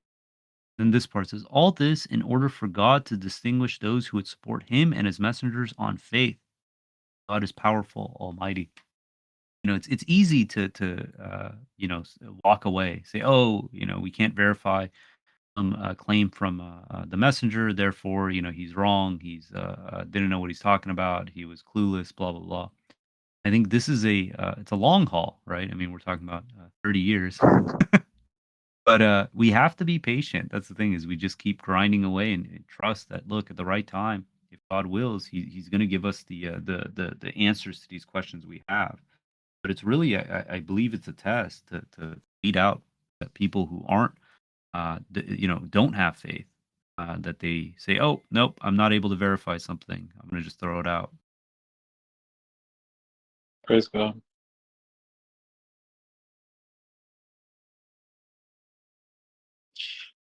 So let me understand. Just with regards to the Aleph chapters, do we? How many of them right now currently need currently have an alif that needs to be sorted out?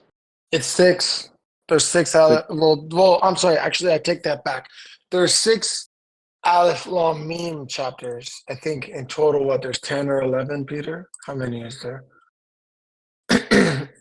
All the Aleph chapters here, I can just tell you. So 1 through 9 is Aleph chapters. And then 29, 30, 31, 32.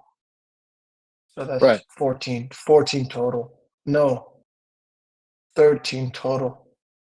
Right, and supposedly the correct configuration will have the individual chapters be products of 19. Correct?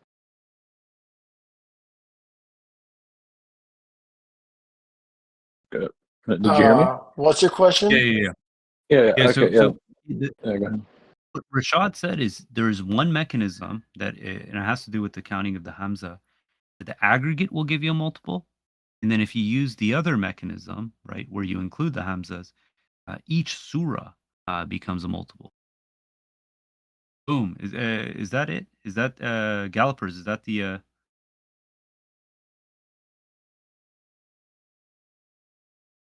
Yeah, I mean that's what if it's the both? letter.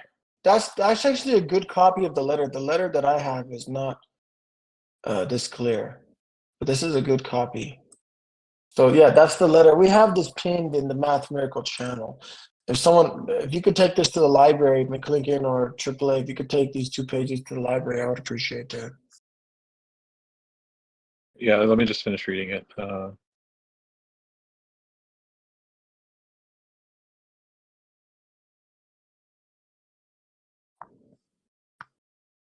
Yeah, I can read it just so if everyone says Yeah, November go ahead, 27, please. 1984, dear brother Adib.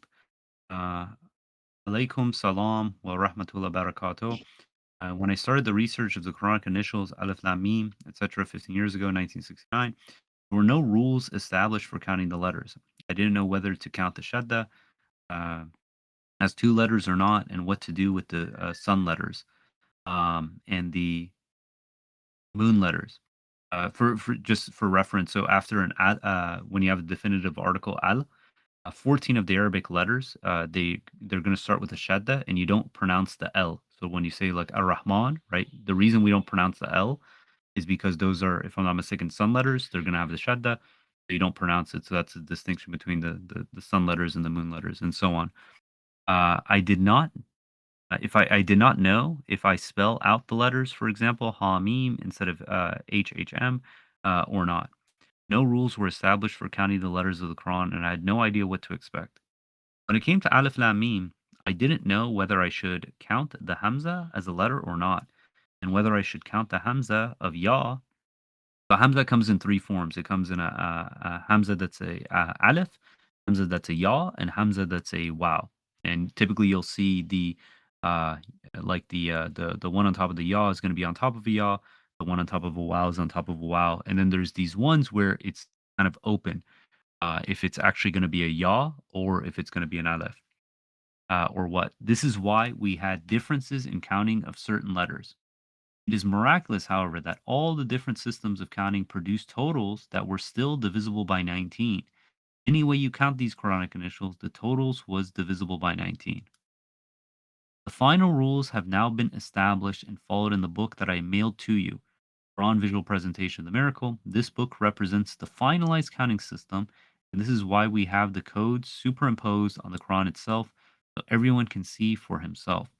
To avoid confusion, all other counts that are not identical with the visual book should be considered not valid, since the rules were mixed up and not yet established.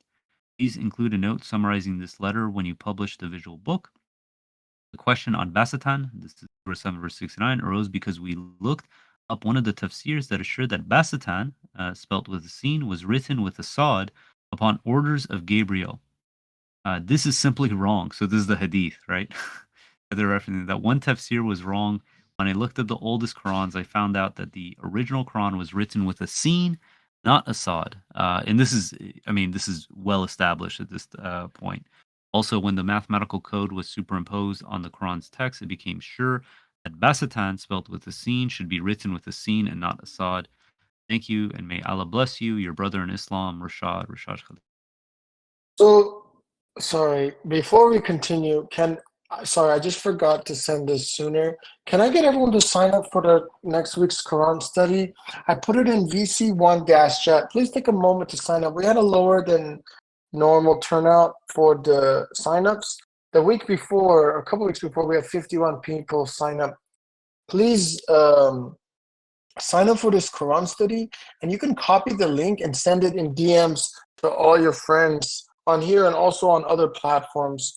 We really appreciate that. We have excellent discussions here. Peace. And it's The the date Grand is Quran wrong. study. It's on Saturday, and it's they're usually on Oh Sunday. no! Oh no! Hold on, let me fix that.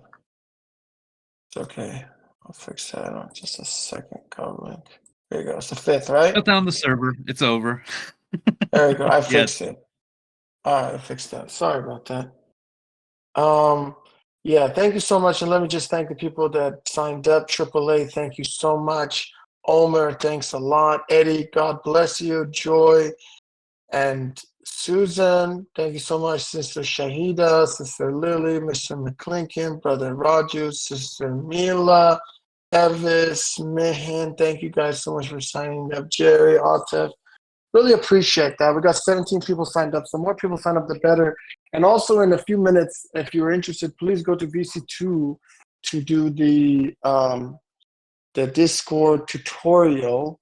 And also we have announcement of new converts. Praise God, every week we're having new converts and new people either embracing submission or existing submitters joining the submission server for the first time.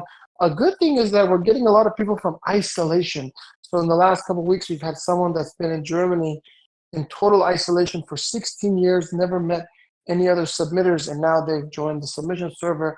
And also we have several new people joined from the TikToks and from other platforms, Instagram and other social medias.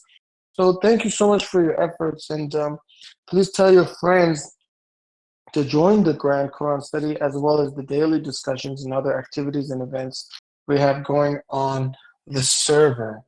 Thank you very much. Sorry about that, Peter. Go ahead.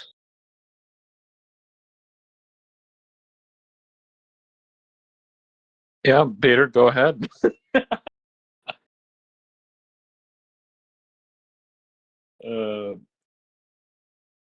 Praise God. So, but judging by that letter, doesn't it seem like Rashad had figured out the correct counts and the correct methodology?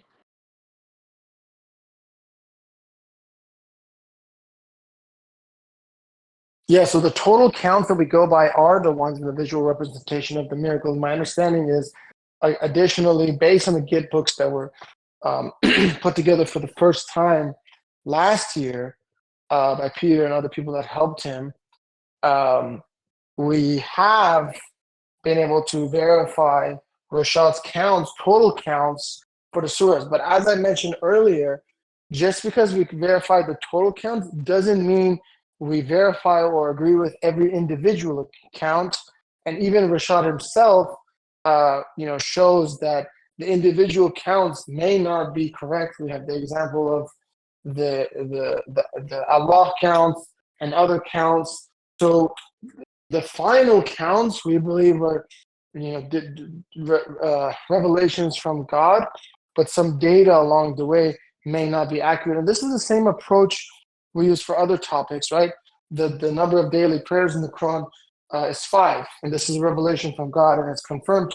But the way to get to that may not be exactly aligned. Same goes with the other verse that we're talking about, 954, and other concepts. So that's my understanding of this, how I deal with the teachings of the messenger, is that I believe you got the right conclusions, which were revelations from God, but the ways to get to those or the ways to depict those aren't necessarily all revelations from God, if that makes sense. That's my personal position on this stuff. I think I understand. I mean, it's just I'm just trying to understand the part that I'm trying to understand right now is that of the chapters that are in the digitized counts, right? Of those Aleph chapters, you're saying that the aggregates for the chapters they check out, but the individual counts for those chapters may not be a product. All of them. No, we accept all the total counts. What is disputed is individual verse counts of letters. That's one that's different. The totals, whether aggregate or individual chapters, we can verify all of those. We've been able to replicate all of those. The issue becomes, and by the way, using consistent methodology, the issue is we cannot, and I don't think we're expected to, replicate every single verse, instance, and count by Rashad. That's really the issue. And so I think his totals are correct. Interesting. I like that. You have to show me later on the different verse counts so I can really grasp that little nuance there. I mean, right? that's in the visual presentation of the miracle book. You can look through that book, and he has verse counts for everything, individual verse counting of letters for everything. And then you can compare it to the Git books because we have to use a consistent methodology. Yeah. Yeah, I got it. You know what? It was interesting that the totals that the computer gave were different than the entries that he put in. And so he was pointing out that God miraculously manipulated the computer to have the correct outcome, even though his inputs were wrong. That's he discusses that in one of the audios. And before I leave here, I just have to say. So listen, this Sheikh bin Baz, he ended up becoming the Grand Mufti right after Dr. Khalifa died. This guy. So this is really revealing about how the dark ages that these people that Dr. Khalifa was up against believed. In 1966, this very bin Baz, who became the Grand Mufti, he put out an article when he was the vice president of Islamic University of Medina. And he wrote that the earth is fixed and stable and spread out by God for mankind and made a bed and cradle for them, fixed down by mountains.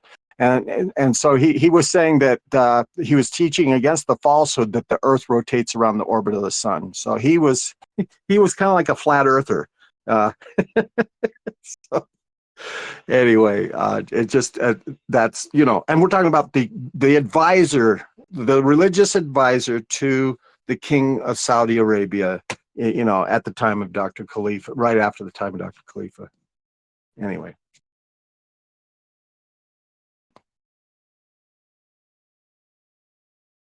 Hey, Jeff, you just turned on Jerry's television. How do you feel about that? What does that mean? What does That's that what he mean? just said in the chat. He said, I don't know what you just said, but you turned on my television. Maybe you activated Alexa or something. I don't know what that means. Wow. Actually, it wasn't Jeff. It happened before. It happened before Jeff started talking.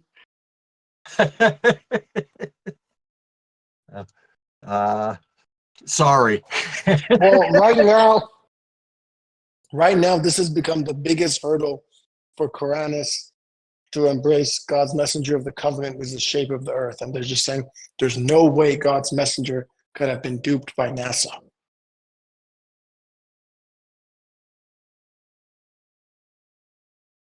Yeah, and I think we lost somebody to flat Earth. Like they thought Rashad was wrong to say the Earth was a sphere. So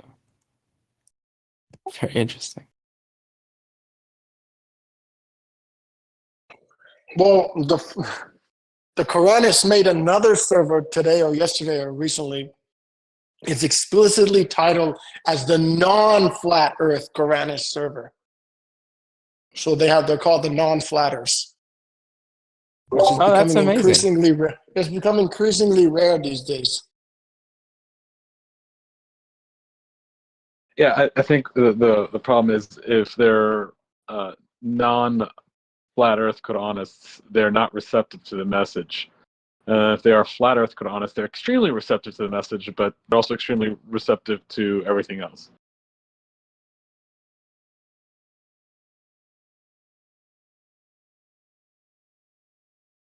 The slight distinction between them. I just don't understand on the day of judgment, you're going to tell God you rejected his messenger because you couldn't understand the shape of the earth. Stop, please. Hey, back in 2000, I guess 17 or 18, I was in the middle of the Gulf of Mexico. I mean, in the very middle of the Gulf of Mexico on a ship. And you can look around all over the place. I went to the very top of the ship and I looked around and you can see nothing but water. You can't see anything beyond the horizon sticking up. And if it was flat, you would definitely have to see something, Yeah. even with binoculars. This is a really good point. I have a tall mountain next to me, 11,000 feet, something like that. And if the earth was flat and I go on top of that mountain, I have a telescope, I should be able to see China. Yeah, Or they say London. they say that the I don't know, I think there's some issue with the telescope or something. Like you can't see that far or something. I had asked this because we can see craters on the moon, and it turns out that they believe the moon is really, really close, and that's why we can see the crater on the moon. By the way, please let me share just a little bit more from this wild Ibn Baz sheikh. So so in '66 he said, "Listen, I only deemed it lawful to kill whoever claims that the sun is static and refuses to repent after this clarification." So he deemed it lawful to kill them. Oh my God! If you thought. Yeah, that's what he said. And you know what? He finally changed his mind in '85, and that's when there was a in the space shuttle program they had a Saudi Arabian on board, and I think he changed his mind after that. But yeah, this is how radical. Wow. I Just don't now, mean to... Go ahead. Just now when you mentioned about the moon seeing the craters, that totally reminded me of Pharaoh trying to build a tower so he could climb up there and see God. Imagine that, right? Right? I wanted to repeat, I know we said this earlier, but Joy is currently having that help session if you need help navigating through Discord. This is for the people who are new to the phone, or those the veteran and experienced folk that are not familiar with the new space age technology. So please, if you need help, don't be shy. Just go down to VC2, is it? Yeah, VC2 for some help. And honestly, that we should have made that a mandatory class. We should have just forced all of VC1 to be subject to the Discord help session. I honestly strongly encourage everyone to go to VC2. You could just shift all 5 of them over here. Well, the event is taking place in VC2. It's true. Then move all 50 of us over there. Yeah, I mean, should I do that? No, I'm teasing. Don't do that.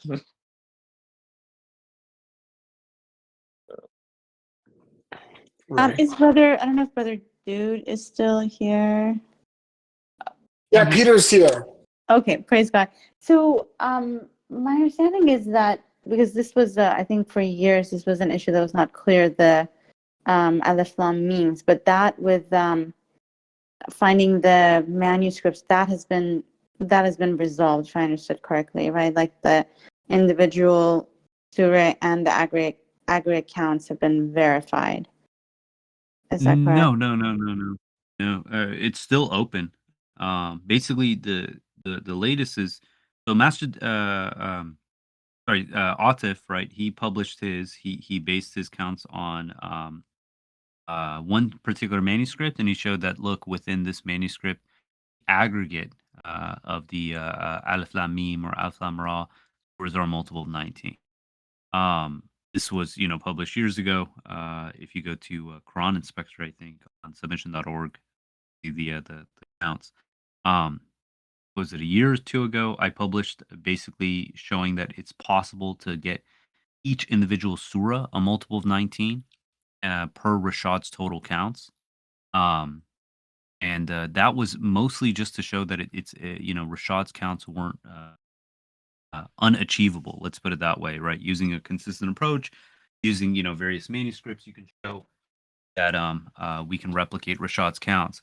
But we still have the question as far as like, okay, we know the total counts, but as far as which verse, like which aleph of which verse should be included or shouldn't, That's still, we're not 100% on that. Okay. So we know that it's possible, but the kind of like the it hasn't been finalized. It sounds like. Exactly, because how do we know that exactly which one Which one we're is Wait, yeah. isn't this a little bit more miraculous then? The fact that it's aggregate of 19 in different using different either methodologies or different manuscripts. Which one was it? Different methodologies or different manuscripts? The fact that we could still hit aggregates of 19 either way. I mean, it's a step in the right direction, but it's not, we haven't reached, in my opinion, the destination just yet, right? We got to nail down every aleph then. Is that what you're saying? We have to eventually nail down every aleph? Yeah, God willing. I mean, we'll get there. Yeah. My take is not just going to be every aleph. Like, we'll be able to definitively say every single letter of the Quran, God willing. Inshallah. That's great. Mashallah. God bless you. Yeah, thank you. Praise God God. bless you all. Peace, you guys. All right. Yeah, peace and God bless you all. Mashallah. All right, can we congratulate our new submitter, Lumumba Rivon? Peace be upon you, Lumumba. Welcome to submission. This is God's religion, and you made the right decision to submit. Peace be upon you, brother Raju. Do you have a discussion on the funeral prayer? Oh, Gallopers is not here. I do not see Gallopers in VC1.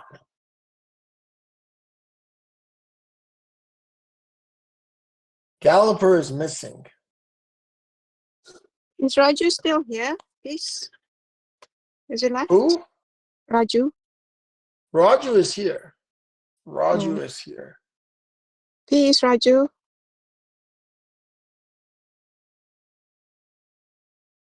Please listen. Oh, you can't speak?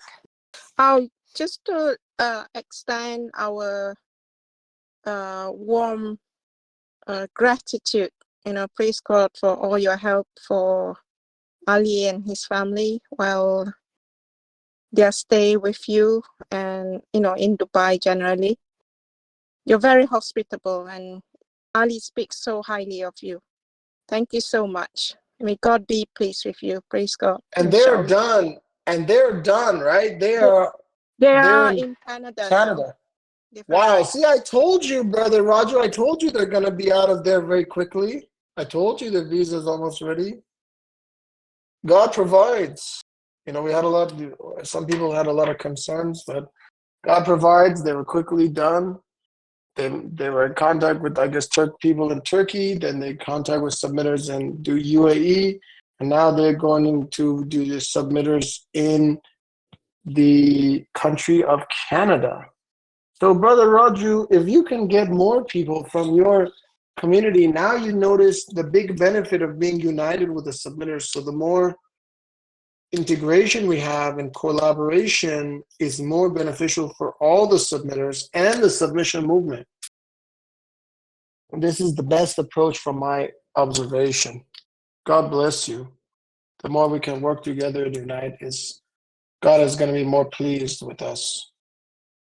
And Gallopers is back. Hey, Galloper, your input has been requested by Brother Raju. Do you want to comment? Can you comment right now or no?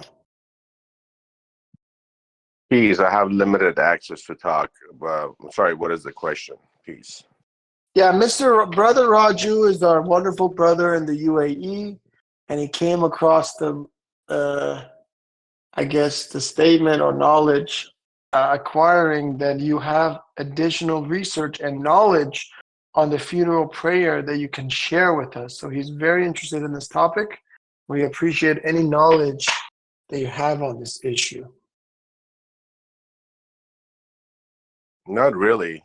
My funeral prayer information was from the time of just early years after passing away of Rashad, just from Massachusetts, and some of the people that I was congregating with from the early days. But that's just a format that I think a lot of others may have had. Again, I don't put too much necessarily weight on it, but just a funeral prayer. It's not it's not like a contact prayer a lot. So I think the concept is important, that you're just paying respect to the deceased and to the family. That's really how I look at it. It's not really more. It's not really. There's no right or wrong. I think way of necessarily performing it. My take on it. It's just really purpose of soothing for the people So, left. if you That's don't just mind me asking, no, Brother Raju, there's no bowing or prostration in the funeral prayer. But if you don't mind me asking, so are you suggesting that there is not a direct way to do the funeral prayer? No. I Mr. think what I did, I Kelvin? think was correct. I think that's something. It appears. I don't have a concrete answer for it, but that was how I learned it from early days. So I don't know exactly where I cannot pinpoint where it exactly came from, but it was the things that you guys may already have too. This puts us in a But very strange. It puts us in a very strange situation because after the Friday prayer, Rashad clearly says that you guys know exactly how to do the funeral prayer. So this is something that is actually known. then that's as close as I have, because I probably have that knowledge right afterwards. I mean, So that's all I can say. There's no I don't know anybody has exact. I don't know what do you want to call knowledge, but So what if we just take the Sunni one and clean it out? probably. Why not? Okay, good. I feel like a dentist dealing with a cavity. But okay. Oh man.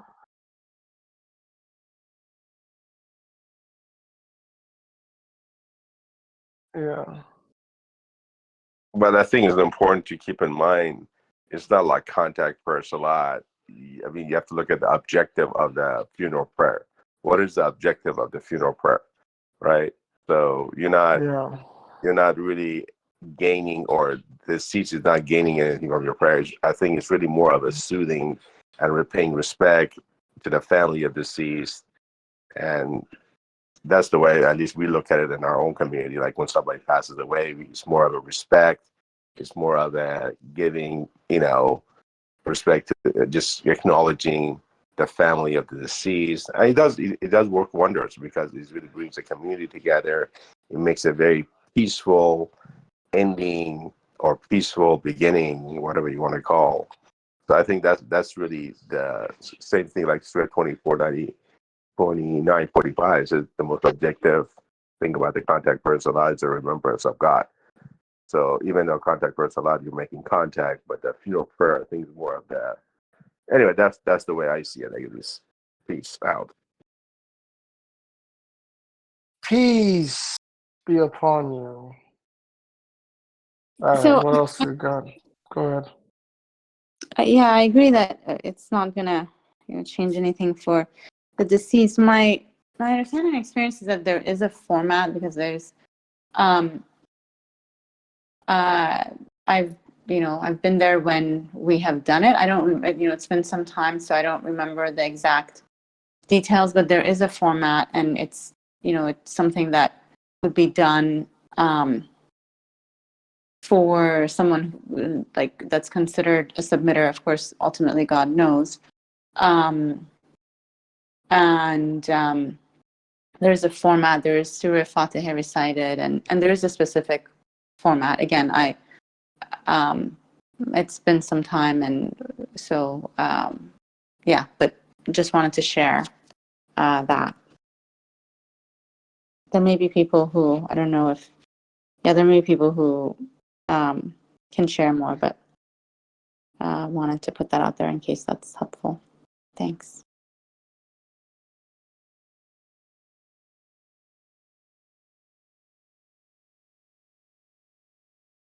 Okay, and also another reminder. Oh, go ahead. Sorry. So tonight at 7 p.m. Pacific Standard Time, there's a study. It's gonna, God willing, it's gonna be a smaller group for people who want to study in more depth or in that kind of setting. Yeah, inshallah, I'm heading out. Peace be upon you all. Thank God for this opportunity. May God bless you all.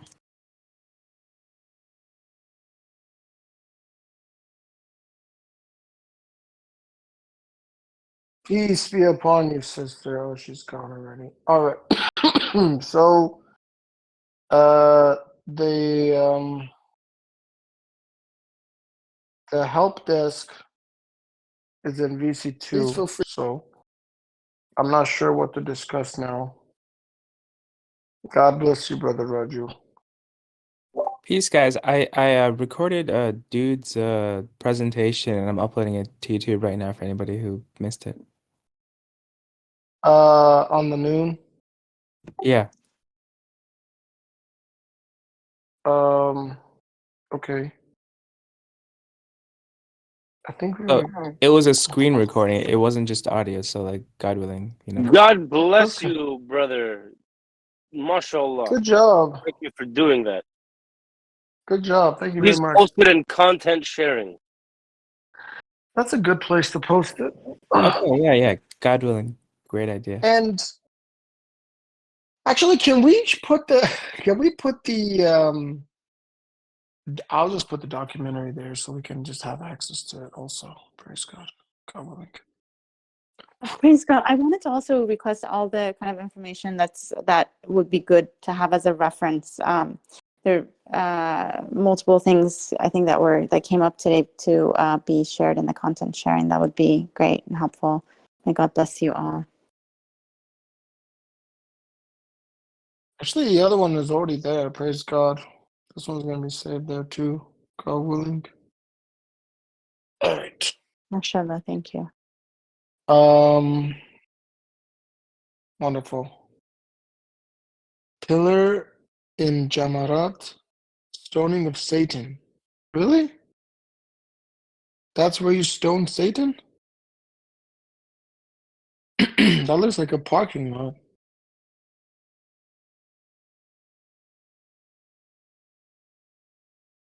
Wait a minute. Yeah, it's a giant human highway. 4 levels. There's 4 Oh my levels. God. Oh, wow. You're right. Yeah. This is the stoning of Satan. What the? Yeah. Whoa. I'm Isn't that a just trip? putting a picture when people are there. Oh my gosh. That's when it's empty. I have a question. So, what if they built something like that around the Kaaba? So there's like 1, 2, 3, 4, 5 levels, and they're like wide tracks. So then that way people can have many people do tawaf. They Would do. that still be They do. valid? They already have that. The Safa and Marwa is like 4 levels.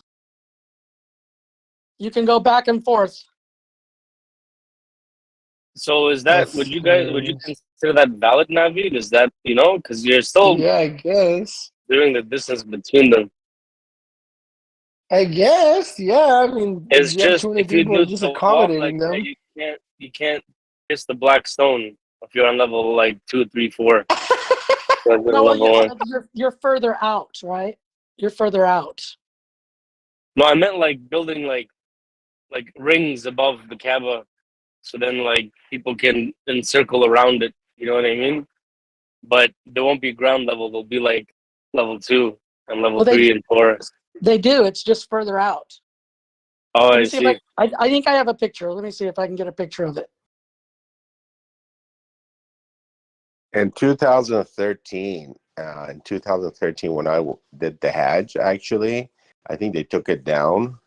But at that time, they had actually a huge structure over Kaaba where you did your rounds around it. So I think they took it out. It looked really ugly, really bad.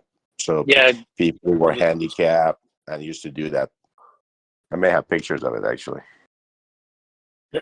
So if you are on the inner circle of the tawaf, I guess you have less of a distance to traverse than the like outer circles. So your tawafs are longer. Correct. If you go on if you go on one of the other levels, you have to go a way longer distance. Do you earn more credit for that? No, I tried to get as close as I could. But you do burn more calories, though. Calories, for the sake of God, everything gets counted. So I just posted a picture. You can see that's from the level where the people with wheelchairs go. So you can hire somebody to put you in a wheelchair. I had my iWatch on, Assalamu alaikum, and I burnt like 495 calories doing it. Dang. Go on, Suzanne. That's not a multiple, is it? No, but that was my thing. I killed two birds with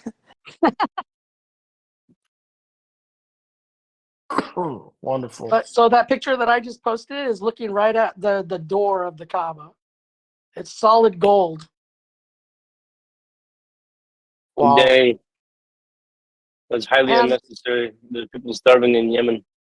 And that they change those drapes once every year before Hajj, and that it's made of silk, and all of the embroidery is made of gold and silver.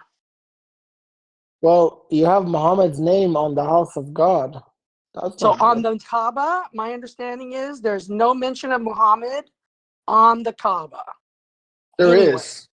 There is. We have the picture of it. I can share with you. Oh, right now. really? Yeah. Let me show you. Oh, somebody had told me that Muhammad was not on there at all. Oh, he's on there. He's on the door and in multiple locations. Here you go. I'm gonna put the image in the chat. Go on. There you go. There's Oh, this. wow. I would Look think at if that. any name besides God would be on there, it would be Abraham, since he like raised the foundations of the shrine. Like, why Muhammad, though? Well, here you go. Here's Muhammad's name on the Kaaba. There you go. That's on the door. And what else? Here's on the side. Yeah, when the submitters get to like 100,000 or so, God willing, you should make a petition.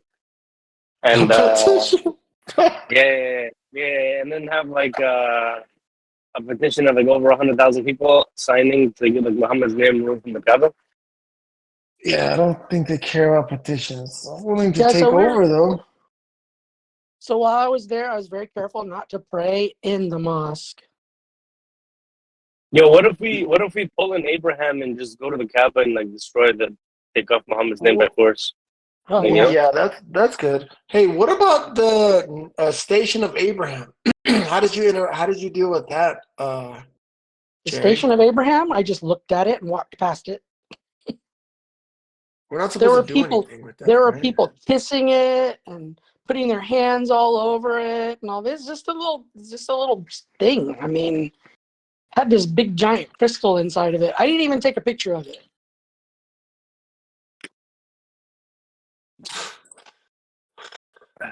I just performed my tawaf and my Safa and Marwa, and I did a praying that I did was outside.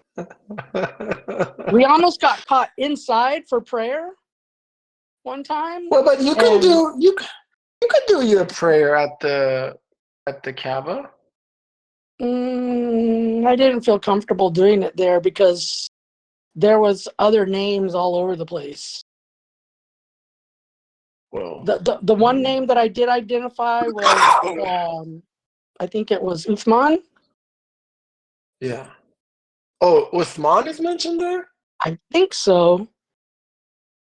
I took a picture of it for somebody to identify it. Let me see if I can find it.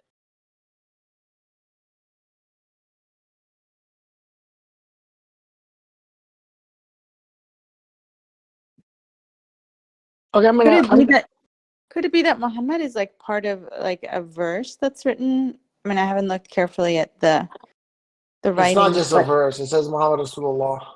It's on the chat. And also it's on the door too.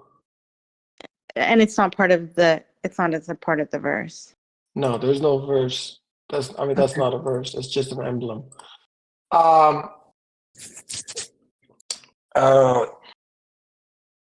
yeah, Eddie was saying. Yeah, that was not an estimate, Eddie. Wait, is Eddie even on here? He's not even in the. Not even in VC1. Yeah. So this is why the submitters should join together, because we're gonna take over the world, God willing. We're gonna have a march of 100,000 submitters, God willing. I mean, just walk into Mecca and reclaim it. Look, that's really what it is, honestly.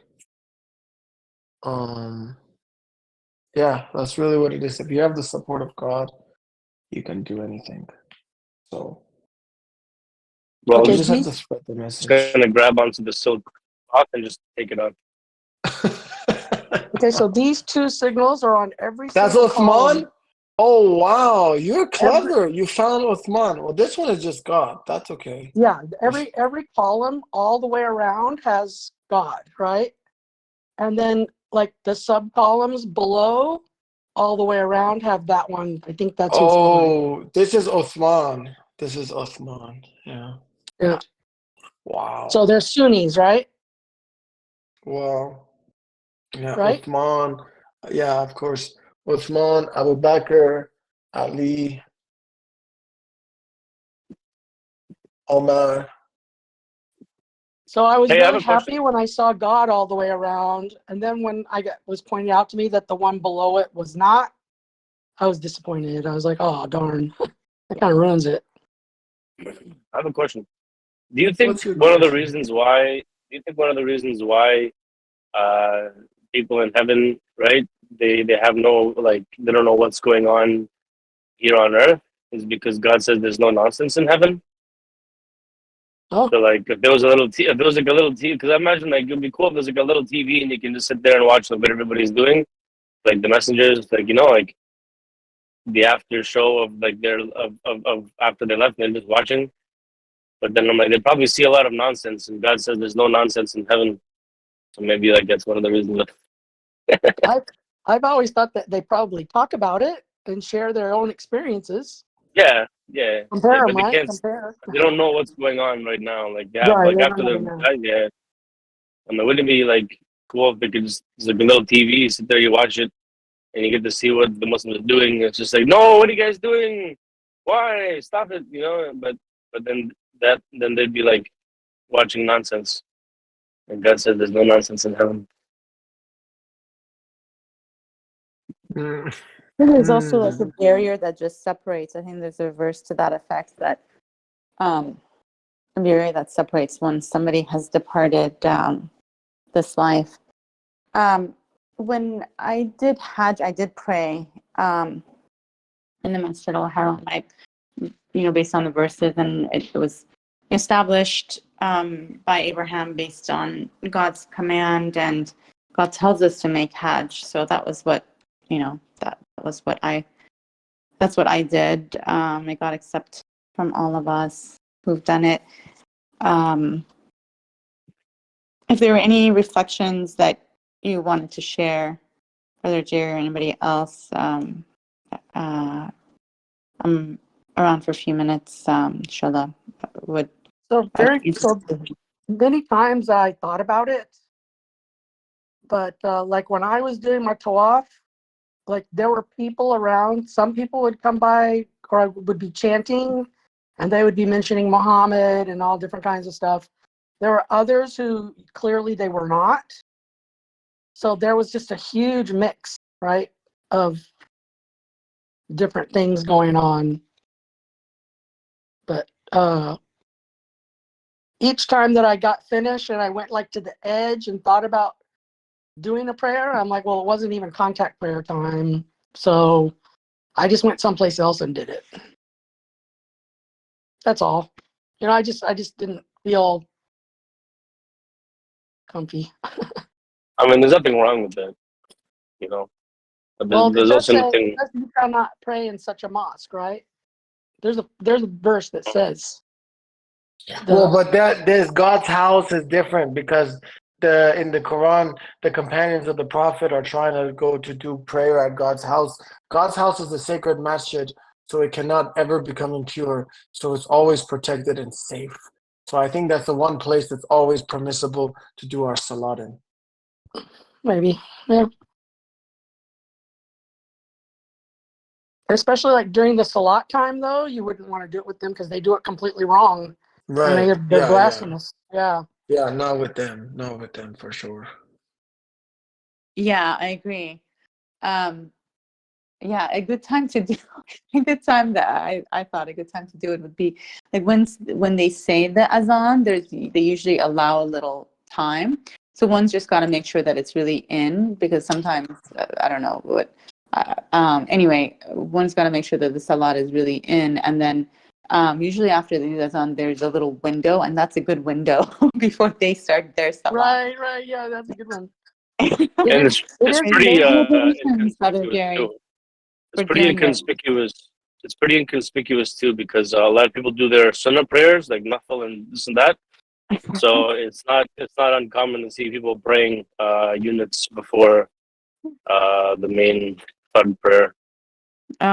Yeah, thank God I didn't have any issues. But if people were really observing, they might have thought like this is kind of funny because I would do it, and then when they went into it, I would. There were times where like I was just sitting, and I mean, obviously I wouldn't pray with them, and I might just sit and just read Quran on my phone. But I have a yeah. question for the ladies though. Was there like a certain line you guys had to pray behind? Because I imagine they don't like because women and men are not supposed to pray mixed or whatever. So at the Kaaba, was there like the front section is like for men and things like this? Hey, Suzanne, are you still on? Is it okay if I post one of your pictures from the window that shows them? Is that okay? Certainly, yes. I think it's this one. Yeah, and the men are in front. So, and then the women are, just that's how it's set up. Like And all the in way our, around, there was just like sections. Like this is a woman's section, this is a men's section. I see. But they were together. I mean, pretty much together. Yeah, that's fine. But there was no like mixing of men and women. Like if you're a woman, you can't go right up to the Kaaba and then pray because then you'd be in the men's section. Like that's forget even like because we don't really have like men's and women's section like in masjid, so to speak. It's just women are at the back, men are at the front. But I guess at the Kaaba, you like because space is limited and things like this, it kind of might be like that, where there's like a women's section with a wall behind them, so no men can go pray behind them, and things like this. I imagine like that's how it would kind of be. So you can see in the picture, like all the way around on the floor, that's all men, right? Because they're all in white. Yeah. And then in the upper section, that's probably the women, because it's all mixed colors. Because you're not allowed in there if you're not in an ihram. Only like the Saudi guys that come, like the Saudi family and all that, they have like a special section where they go. Wait a minute. So women cannot get close to the Kaaba? Well, No, during the prayer. Oh, during the formal prayers, but during the informal time, they can just go up to it and just pray, right? All mixed together. Yeah, it's all mixed. Oh, really? Interesting. Yeah, it's Oh, just so informally you can go and Prayer. pray there, and no one's gonna do anything, say anything, or do anything. Correct. But during a congregational prayer, you Yeah, have that to makes have sense. men. Well, that makes sense. We would do the same. Yeah. Yep. Oh, and this picture shows the multiple levels also. You can see the multiple levels above. So there's 1 level, 2 levels, 3 levels, and then the roof. Yeah, I see the roof too. Is nobody allowed on the roof? Oh, this time around, nobody was allowed on the roof. I think it's because there's lots of construction going on. So men all wear white and women wear black, or can women wear white too? Women can wear anything as long as it's just modest dress. But men have to wear black. No, men have to wear the white, two white. I'm sorry, men have to wear white, right? White shroud. Yeah, I was wondering. Typically, they were all white. I've heard that you could wear two sheets that are a different color, but I only saw white. So I have another question. Yeah, If go you ahead. are inside of the Kaaba, what direction do you pray?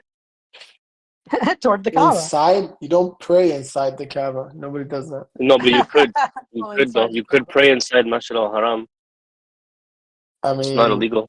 they don't let anyone inside You though. can't get inside there. I don't think. It's not Yeah, they Masjid, do. Yeah, they do. not Masjid al-Haram. No, they don't let anyone inside the Kaaba, bro. No, inside the Kaaba. Yeah, they do. Yeah, they do. Yeah, they do. Very few people are allowed in there. Yeah, you have to have very special permission. That's specific. I think they usually clear out the entire area, and yeah, So it says you have to be part of the Al-Shaibi family. yeah. They're But the only yeah, ones that have access. yeah, because they just made it limited. But technically, like that's just arbitrary. You know what I mean? All It's right. just arbitrary. And then there's I actually mean, videos of people inside, and then they're praying inside the Kaaba. Because it is okay. a masjid. It's a masjid. It's a building. So it's not just a big like solid rock. So do they pray towards like any wall? Of their You can choosing? face I any mean, direction. yeah, it doesn't really religiously you can matter. face any direction Yeah, once it you're doesn't inside really of it. matter. But I have another question. Are women forced to cover their hair in Yes. Mecca? They are. Yes. Yeah, I think so. You didn't see a single woman without a headscarf over there? Nope. Because I know in other Saudi Arabian cities, headscarves are not really enforced. That's true. Yeah, we heard that. Like in Jeddah and certain parts of Jeddah, you can go and not have to cover your hair. But in Mecca, And everybody had all the women had their hair covered. and in Mecca, it's also because the men not to subdue or not to get any thoughts like it's more like the reason they're forcing is because they want to encourage it and they don't want to. I don't know how to explain it.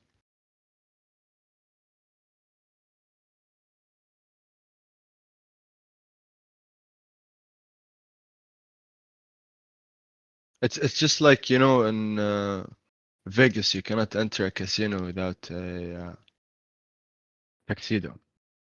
A certain casinos. You can't. Really? Yeah. I've never been to Vegas. Mhm.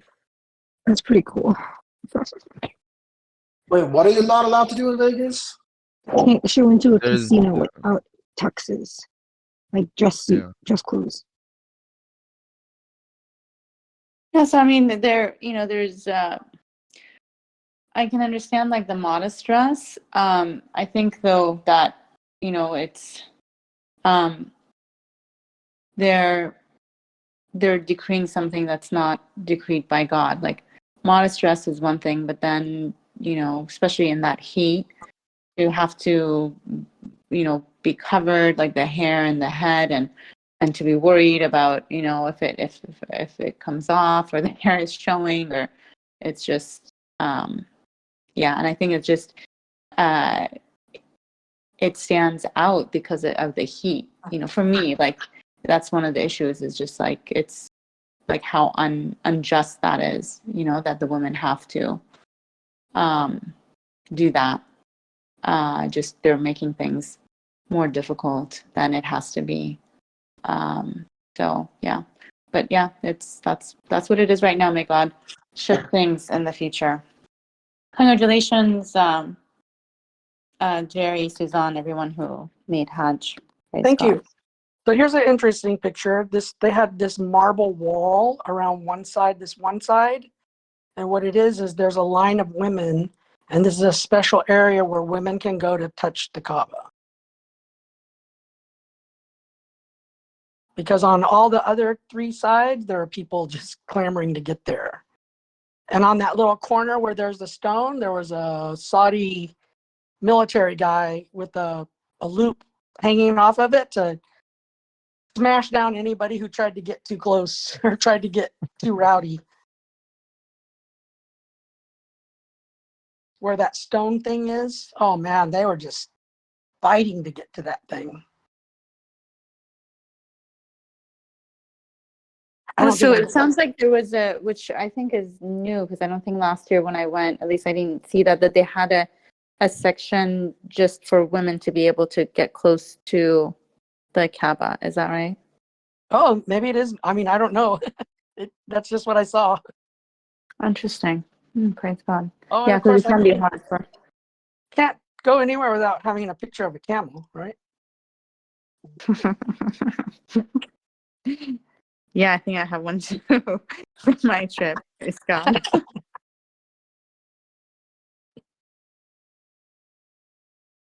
Mashallah.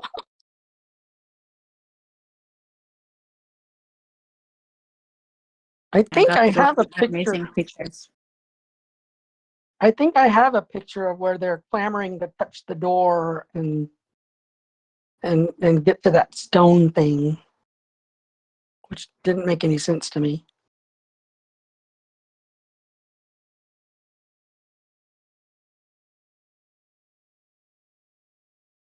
You mean not the gold door? You're talking about the gold door, or? Yeah, the gold door. Yeah, they were trying to touch. They wanted to touch the door. Yeah, it seemed like there were. Yeah, when I went to, there were a lot of people who were just really seemed like really focused on. Yeah, those close to the Kaaba and yeah, certain areas. Thank God for the guidance and that we're not caught up in that stuff. Yes.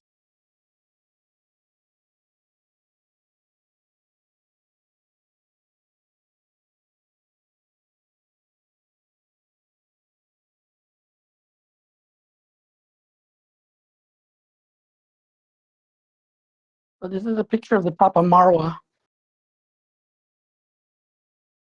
Oops. What did I do? How do I delete that?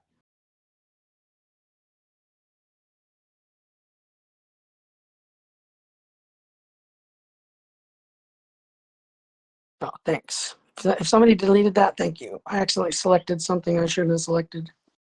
May I ask a question? Now we are in subject on the Makkah. Salaam alaikum to everyone. This is Sister Manisha. I have a question regarding the Makkah. I don't know which one of you went. It's always question come up, Safa and Marwa, where we're supposed to round or walk very fast. Is two-way, go and come back. Is a question go and come back, it counts as once? Or go, it counts as one, come, it counts twice? I mean, when you go there, you go a lot because you have time, you go do a lot. But what is suggested by Quran, because it's not very clear. And my second question is, Rishad is one of in his tape, he said, you have to reach the understanding. I might not code it correctly. Please forgive me if it's not exactly the same. You have to understand reaching or incorrectly before you go to Mecca. Do you guys, what do you understand of that? I know you have to be healthy and you have to be afforded, not putting on your credit card. But this two is clear to me, but the other one is not clear. What maturity of religion you have to reach before you go to really enjoy it and understand it. Thank you. Thank you, everyone.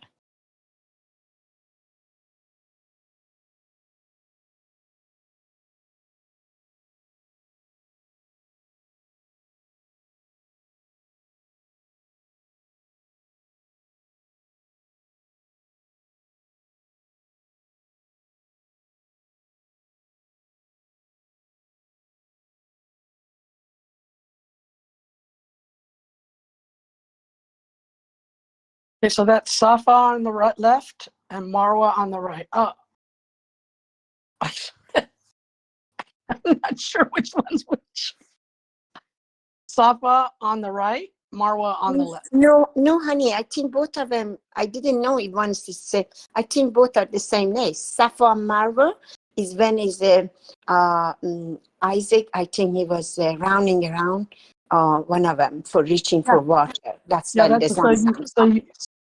You walk one way, and so you start at Safa. So that must be Safa is on the right. You start at Safa and you walk to Marwa, which is the one on the left. And then you go back. You I go didn't back. know they had different name. Okay. Yeah. The knolls of Safa and But Marwa. how are those knolls though? They don't look like knolls to me. Well, Is so that what when a you go knoll on the is? different levels, you can see like Safa, that's actually the top of it is on the bottom floor. So that's it. But the other one on the right there, it goes on the floor we were on, that's the top of it. Yeah. And if you go below, you can see the bottom part of it. So this is actually, I think, the bottom part of it. The picture that I took on the right is Wow. the bottom part of it, and on the floor above, you can see the rest of it. Wow. And so Safa and Marwa have all both turned into indoor And they're all indoor, yeah. activities. Yeah. Here's Wow. what it looks like indoor. Oh my gosh. And then they have these big lights. I don't think I got a picture of it. They got some big lights on the Safa side, on both sides. They have some lights that tell you when to You have to shoot the be shot. you have to be barefoot over there? Yeah. You're supposed Everyone to has be. to There were everyone lots of people who had shoes on, but mostly everybody's barefoot. Wow. Isn't that painful to walk just barefoot on this ground My for that? shins were killing me. That I don't think so. You're allowed to bring shoes, brother. Yeah, you're I not think supposed to bring at the shoes. door, at the door, you have to leave your shoes. It's amazingly nobody touching them. You can leave them, or you can have a backpack. No, because the marble is so cool. It's so nice. It's very comfortable. Where I got hurt when I walked for the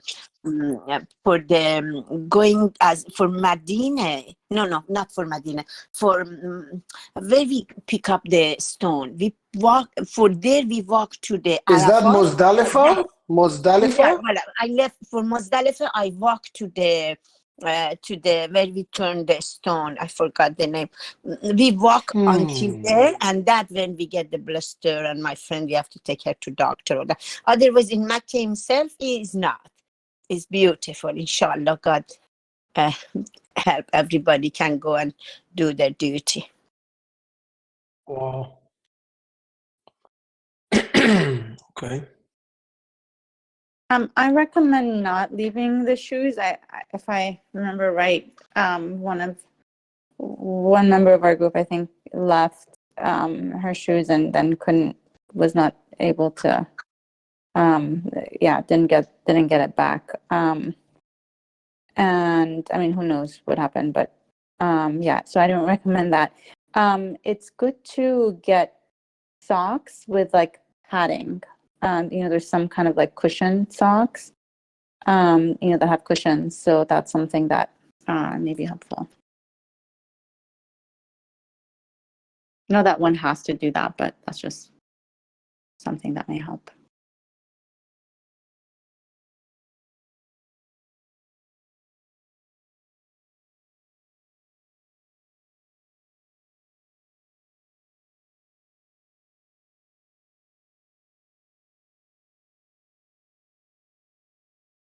Do you guys still thinking of what was my question? It was regarding your Rishati saying, don't go unless you reach certain maturity, the understanding of Quran. Did anybody have?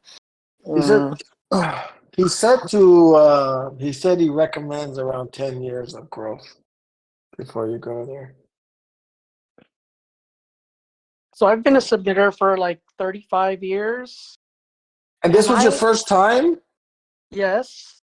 Oh wow, Because congratulations. going to Saudi Arabia, like when I was raising a family, it was out of the question. And visiting Saudi Arabia was not easy. You had to have like a letter from a mosque stating that you were a Muslim. You had to have all kinds of, things. And I had actually thought that I would never go. And then COVID happened. And that's the reason why I thought I would never go, because then they had restrictions that you had to be vaccinated, and I'm not vaccinated, and I'm not getting vaccinated, God willing. And there's also, you have to take a meningitis shot, and you have to take, there was just lots of things in the way, right? It was also a lot more expensive back then.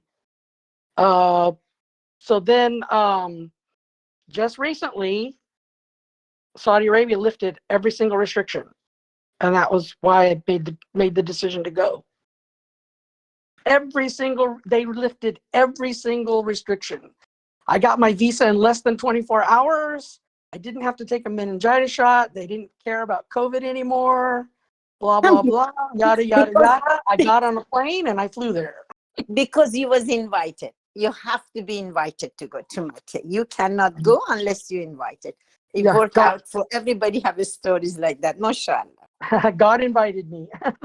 MashaAllah. It was my time to go. And praise God, Amber got to go with me. And I got to go with Sister Suzanne at the same time, and her mom, which was fantastic, and 34 other submitters.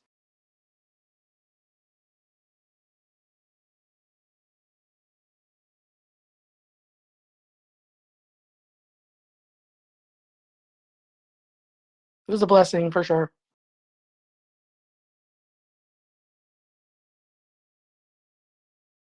MashaAllah, that's great. Praise God.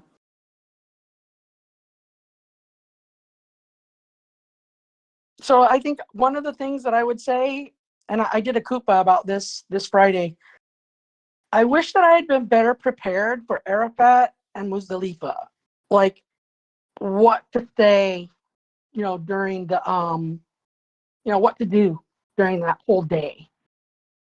That would have been good because you're supposed to be asking God for forgiveness. So imagine spending from sunrise until sunset asking for forgiveness. I wish I would have been better prepared for that.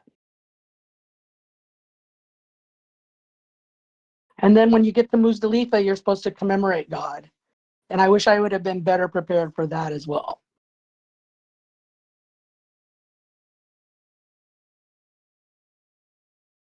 Yes. After I came back, I had the same feeling. So many things we didn't know before we go. Even some brothers, sister, they had lots of gathering. They talk about it. They prepare themselves. Still, I think somebody have to write down, because so many sister and brother, they don't. I mean, they know less than I know, and it was. I wish the same thing. I wish I was prepared more. And it will be great if everybody put their experience together and somebody write something for the people going to be more prepared. That will be fabulous, inshallah.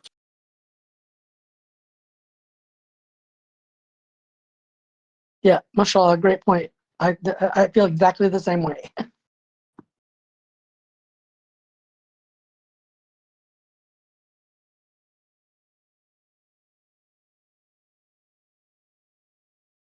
And I got to have biryani. Oh my gosh, that stuff was good. Veal biryani. It was amazing.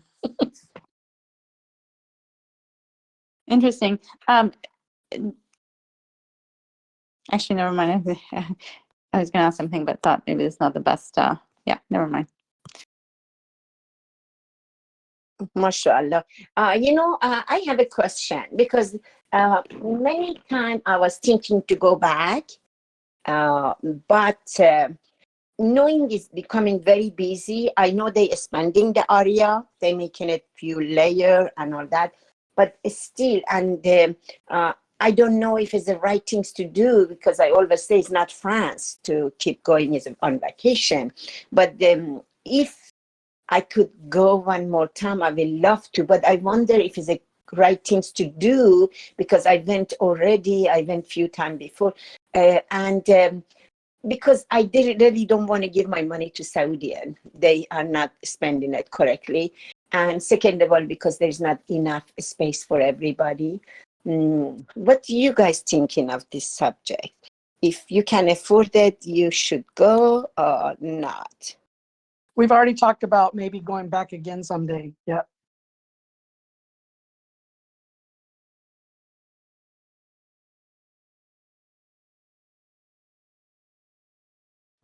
It just depends on if God makes it possible or not.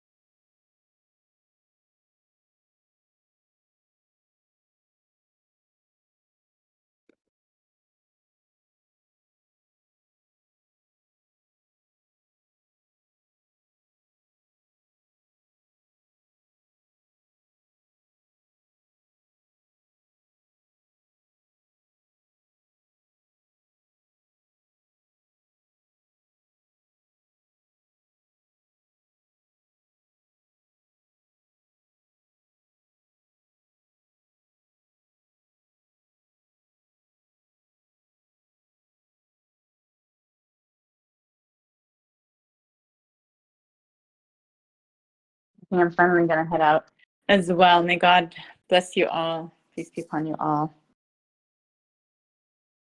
I'm just going to share one more picture that I want to find. It was of the palace that's next to the Kaaba, that's next to the mosque.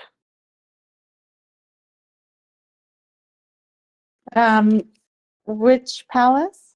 It's one of the king's palaces, I guess. It's a palace that's next to the mosque. Oh, okay. So when you come out of the Marwa side, when you finish, and you come out and you're walking back towards the tower, the clock tower, you have the mosque is on the right, and there's the palaces on the left. So I'll put, this is the walking towards the clock. On the right is the Marwa building part, the building, and then on the left is the palace.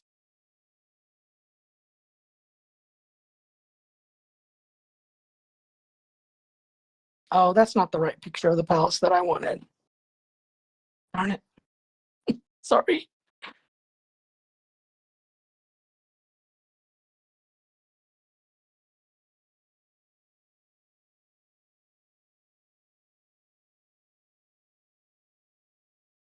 It's huge.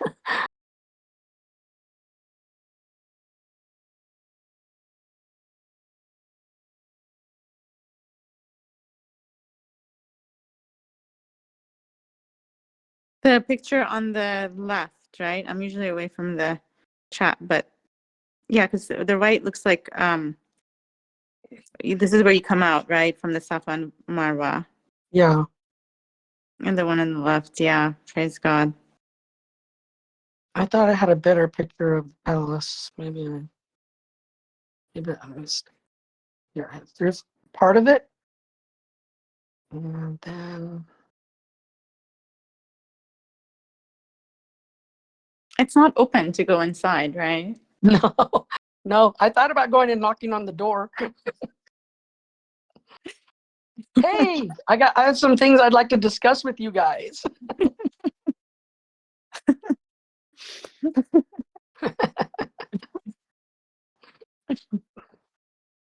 Yeah, maybe, after the Hajj is over. Just kind of right. So let me try to spread the message. God bless you. Thank you for all the sharing, Brother Jerry. Yeah, I'm bless you sorry. I all. thought I had a better picture of the palace, but I can't seem to No, it's all good. locate it. That's all good. Praise God. That's a good one, I think. I wonder if I put it in an album that I can't see it now in just the general pictures. Mm-hmm.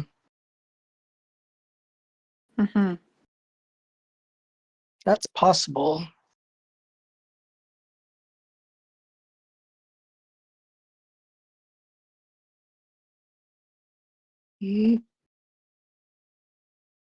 Oh, maybe it's this one.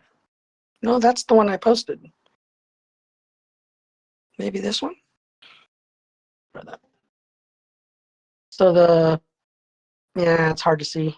Well, that is the palace there, though. And you can see the one on the left is like the very end of it. And way up there on the top that must be where they pray, because that big giant window looks down on the Kaaba.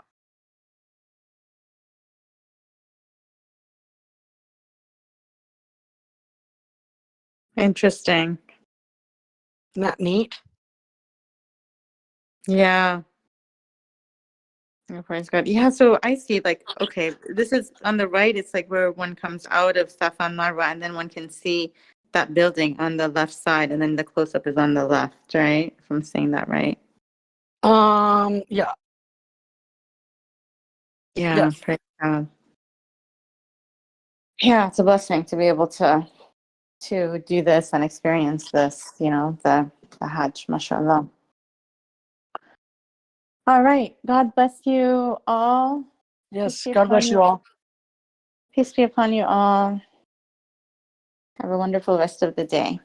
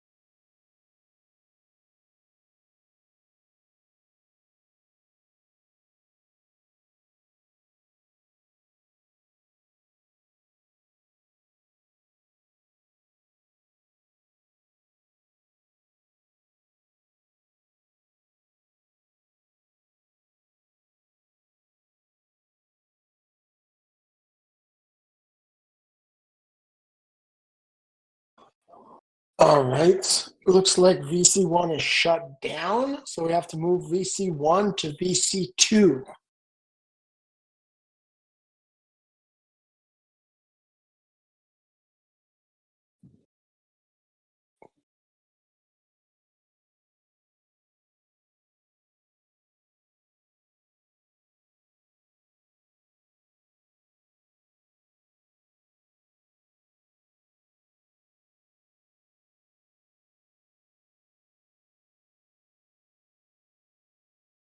As you can see. My question, why when I tag someone, it doesn't? Because you have to select the name that pops up. You have to Their, choose their that name name. has, their name has to pop up above the message bar. When you're texting, their name pops up above the message bar, so you have to select their name, and then they will be pinged when you send out the message. Still, they didn't really. Do you have a? What that means? Do you have a server? So for example, in this case, let's say, do you see my screen?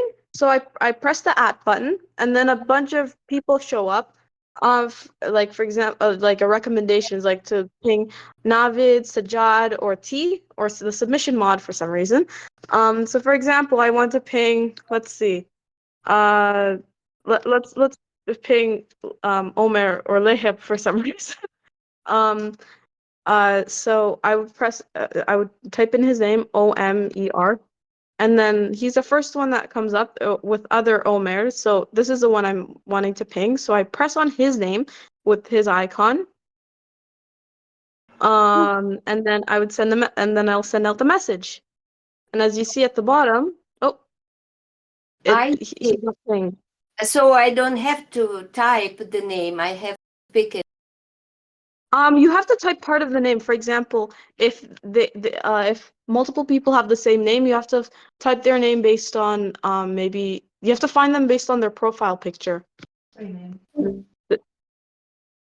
Or you you start typing someone's name. Try it. Try to tag Yeah, somebody for here. example, or you can also do if you know their username, you can type in their username and you'll get the same person.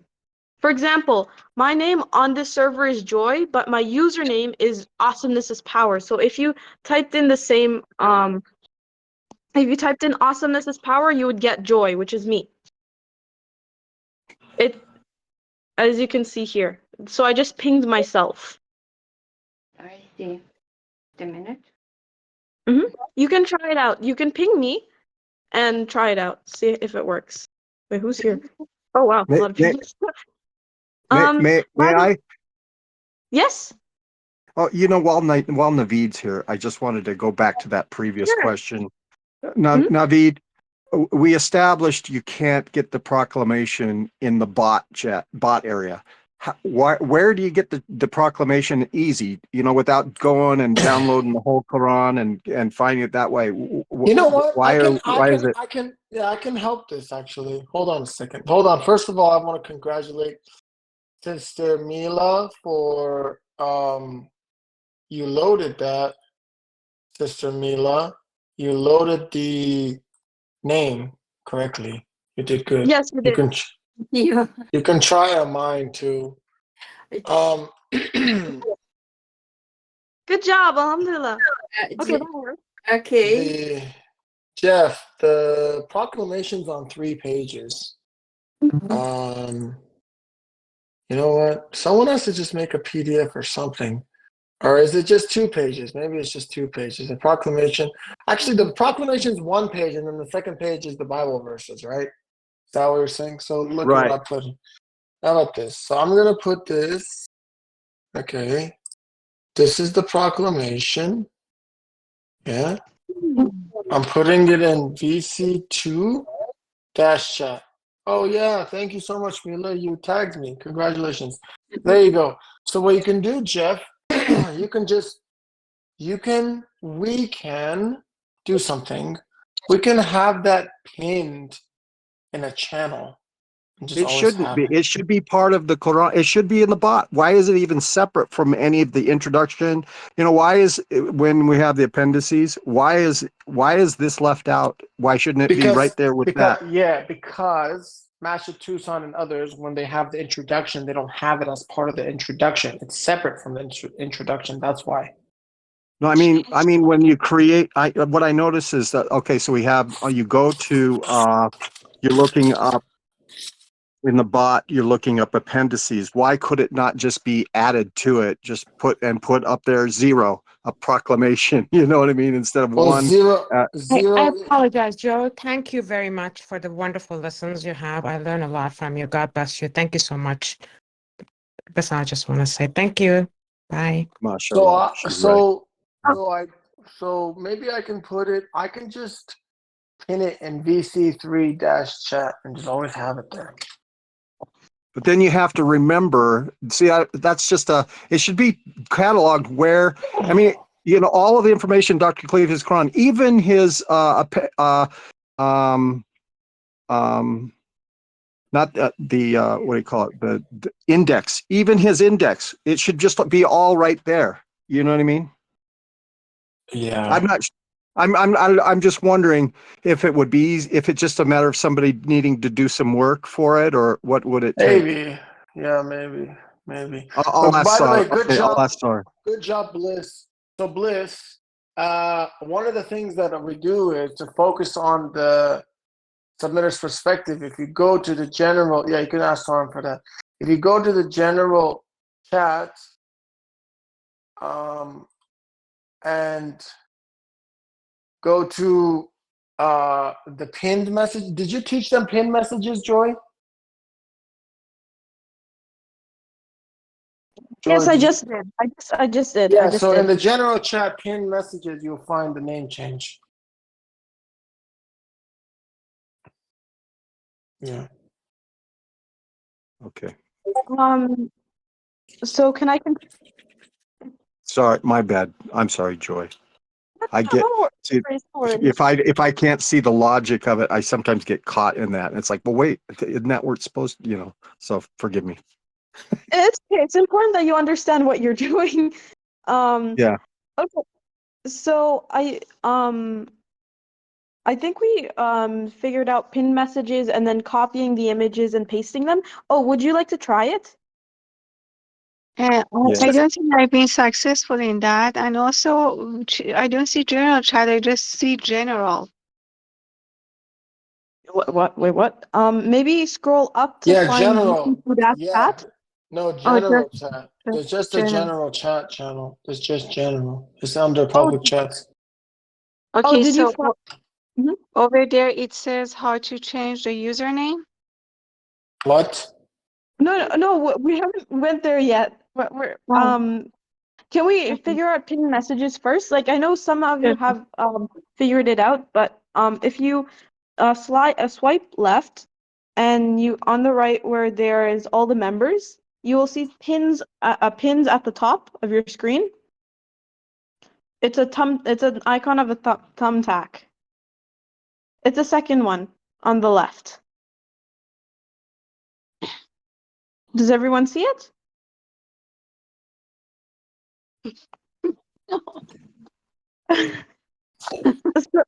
Okay, so are you okay? So yes, when I click on the pins, it only brings Navid. Share your screen, Bliss. Just share your screen. So you can scroll up and down to find more pins. Yeah, I don't think she's in the right place though. That's the problem. Okay. Where are you? Sure, you can share. You can share your screen. All right. So I'm sharing my screen now, and then I go to VC2, and then I go here. I go pins, and then I'm here, for example, and then I want to pin this and bring it to. So these are the only option it shows me. So just press on the message itself. Yeah, I did. This is okay. Wait, click on the message. Click on no. This Yes, VC2-chat. Wait, click on it. Go in it. She did. So now you, hold your finger on it. Now hold your finger, and then you can Oh, Share. no. Go Oh, back. you hit Go, share. You hit share. share. Oh, share works. Oh, You I'm hit not used to share. share. And then you go down. Copy. Oh, Copy. actually, it's just copy. It's just copy. It's just copy. Press Copy. copy. And then you paste it in the. No. Share, copy. Copy. And then you can share it in whichever chat you'd like. Yeah, there you go. Got it. Okay. Are the pins full? Okay. Naveed? Awesome. Thank Most you. of them are full. Yeah, most of them are full. Sorry, Jeff. But you can pin it privately. You can start a chat with Quranic Labs, and you can pin 50 messages there. That's plenty of space, and you can always access with the Quranic Labs. That's actually Wait. a great idea. Yeah, what? Show. Please just illustrate that. Show your screen Can or you? something. Yeah, Joy. Can you teach them how to interact with Quranic Labs on a direct message? That's a great idea, actually. Oh, sure. So if you go to Quranic Labs, you press on the bot under the members, you'll see Quranic Labs here. Then you can add it to your server, and you can also message it. So here I've used it before where I've load verses. So on your own, this is privately, so no one else sees it. You can search a verse or load a verse. For example, if I want to see /Quran verse, I don't know, 14, 15. I hope that exists. I think it does. Verse 14, chapter 14, verse 15. Then it loads it for you. So only you can see this. So can you again show me how to go to where this place, Quranic Lab? Yeah, teach them how to send a DM to them, and then teach them how to send Quranic Labs a post, and then pin that post, so then you have it in a direct message with Quranic Labs. All of those steps are. Yeah, I'm so lost with everything you just said. So if you start from the beginning. Yeah. So yeah, just show them from the very beginning. So you know where you found your pins, all the pins and so? Yes. Or the tab where you find all the pins. So if you scroll down, you will see after the admins, after the moderators at the bottom, there you will see bot. There's two bots, Quranic Labs and Submission. So what you're going to do is you're going to press Quranic Labs bot. You can add it to your server, but that's unrelated right now. And you press message at the bottom on the left. Message the bot. So now you are in a. Can you wait until we do that? Pardon? Can you wait until we go and add that Quranic Lab? Sure. And So even I'm a little slower. Could we start from the home screen, get us to the pins, and then do it? Sure. Okay, so you can go on any channel if you'd like. And then can you go to the page with pins? Not very easily, but okay. I never know. I always have to fumble around. I'm not It's sure not even directly a how to do page. that. Just swipe left. Swipe on your finger. Just put your finger. Swipe left. Swipe left, so you're on the right side or the right tab where you see all the members. Okay. Okay. Thank you. Okay, cool. So now if you scroll down below the administrators, below the moderators, you will see bot, and there's two bots. There's Quranic Labs and the submission bot. Do you see that? Yes. Sure. Okay, cool. So then you would press on Quranic Labs, and then if you scroll down, did you see Quranic Labs? Yes. Okay, cool. So if you press on it, you will see it will pop up the add to server, and then message, voice call, video call. So you would press message on the left. You can message Quranic Labs. Yeah. What am I doing there? That to me, do you know what that means to me? In my head, I think I'm going to be bothering Saram. No, it's a bot. It's a bot. Bot. Okay. It's not real. It's not human. It's not human. You're okay. You can disturb our robots, Jeff. Okay, I just you know what? I messaged that. I just assume that goes directly to Saram, but no, it's not. Okay. Sorry, for some reason under the chat, I don't even see VC2 chat anymore.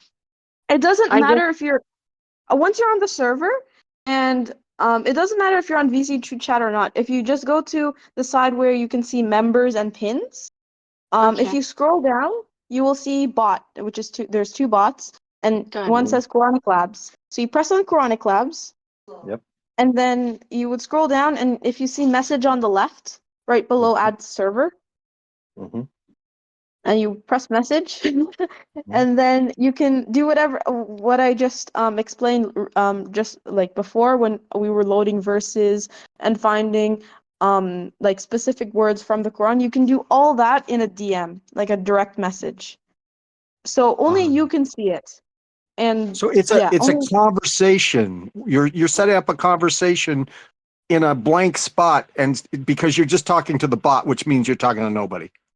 Yeah, you're talking to nobody, but you're finding verses. It's just to load verses for yourself. You can or load find verses and recordings. content directly Yeah, with the and the bot. And context. then if you send it, for example, the proclamation I gave, you can put that here and then you pin it and it's always going to be in the same space. You can pin I see. anything you want here. You can pin something. So Could for you do that, example, sister? Could you pin something here for us? Watch so we can see it. Can you pin the proclamation that I shared? Just pin that there. Sure. Okay. It's in the chat.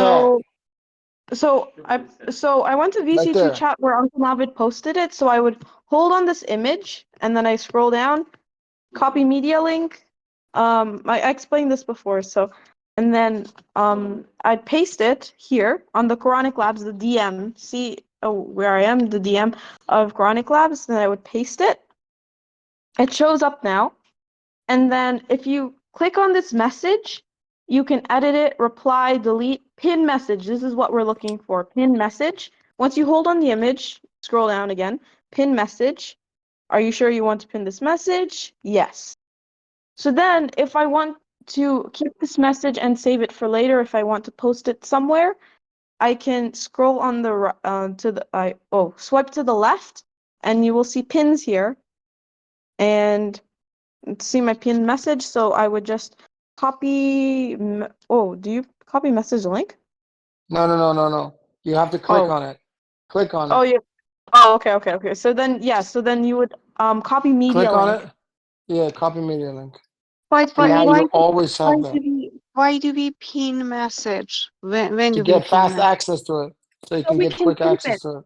So because maybe you're sending a lot of messages to someone, and maybe you said something important that you want to keep for later to send it to someone else, for example. Yeah, So to find it exactly. easily, you would go under pins where you would pin a message that's important to you, and then you would go to it like where you sent it, and then you would hold on it and then copy media link, or you can copy the text if it's a text message and then paste it somewhere else.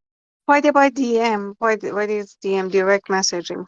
What is that? Direct messaging. So that's basically when you're talking to someone one-on-one. You just click on that person and text. Yeah, like personally texting someone kind of thing. Got it.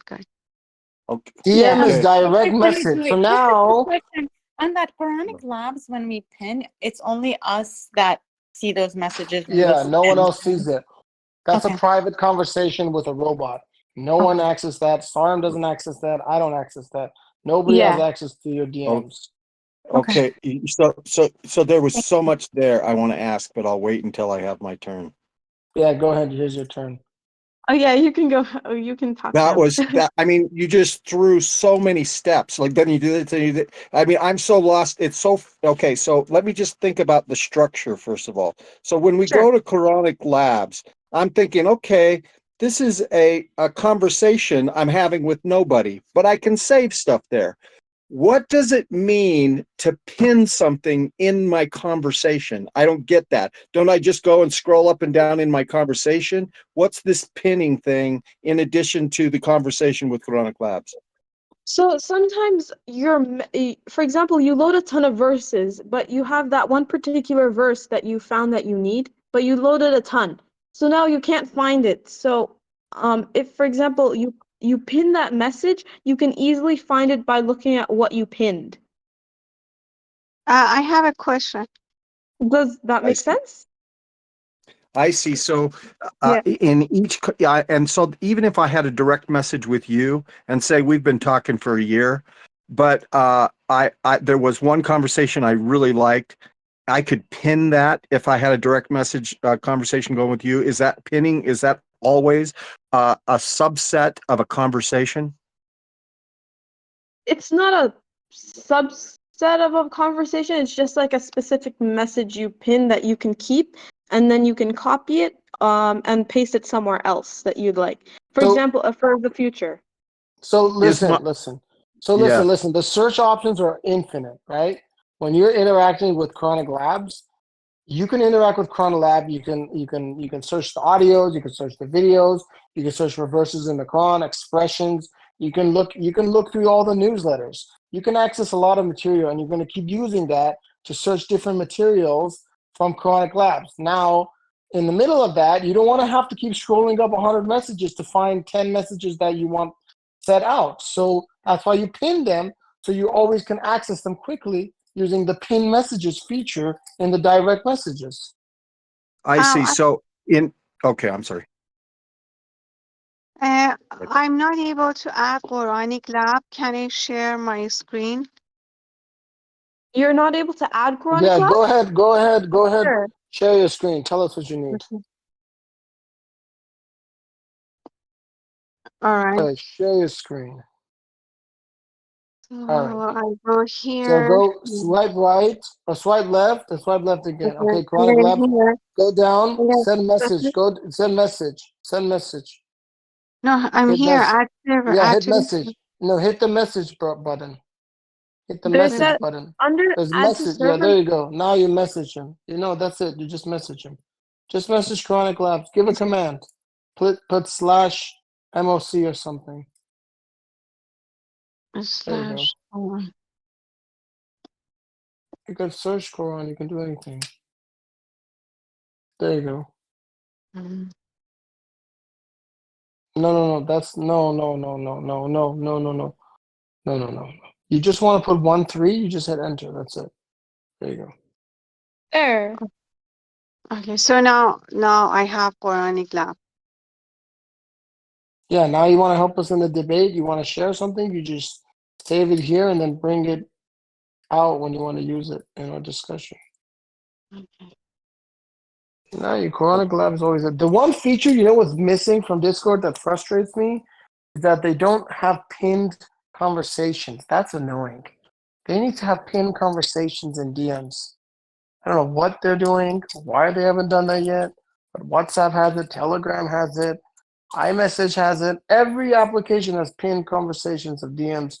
For whatever reason, Discord just doesn't do that, and it's annoying. So, Naveed, real quick here. I slid over and I found pins and I typed in, I hit pins, and it said this channel has no pins. Okay, so that brought up a couple of questions for me. First of all, what's a channel? And I'm thinking, is anything with a hashtag a channel? And then are there pins associated with channels, or is there pins associated with me? Am I a channel too? Is there a No, me? you're a member. You're not a channel. You're a member. But Right. you're not a channel. You're a member. So each of the ones with the hashtags, that's a channel. I see.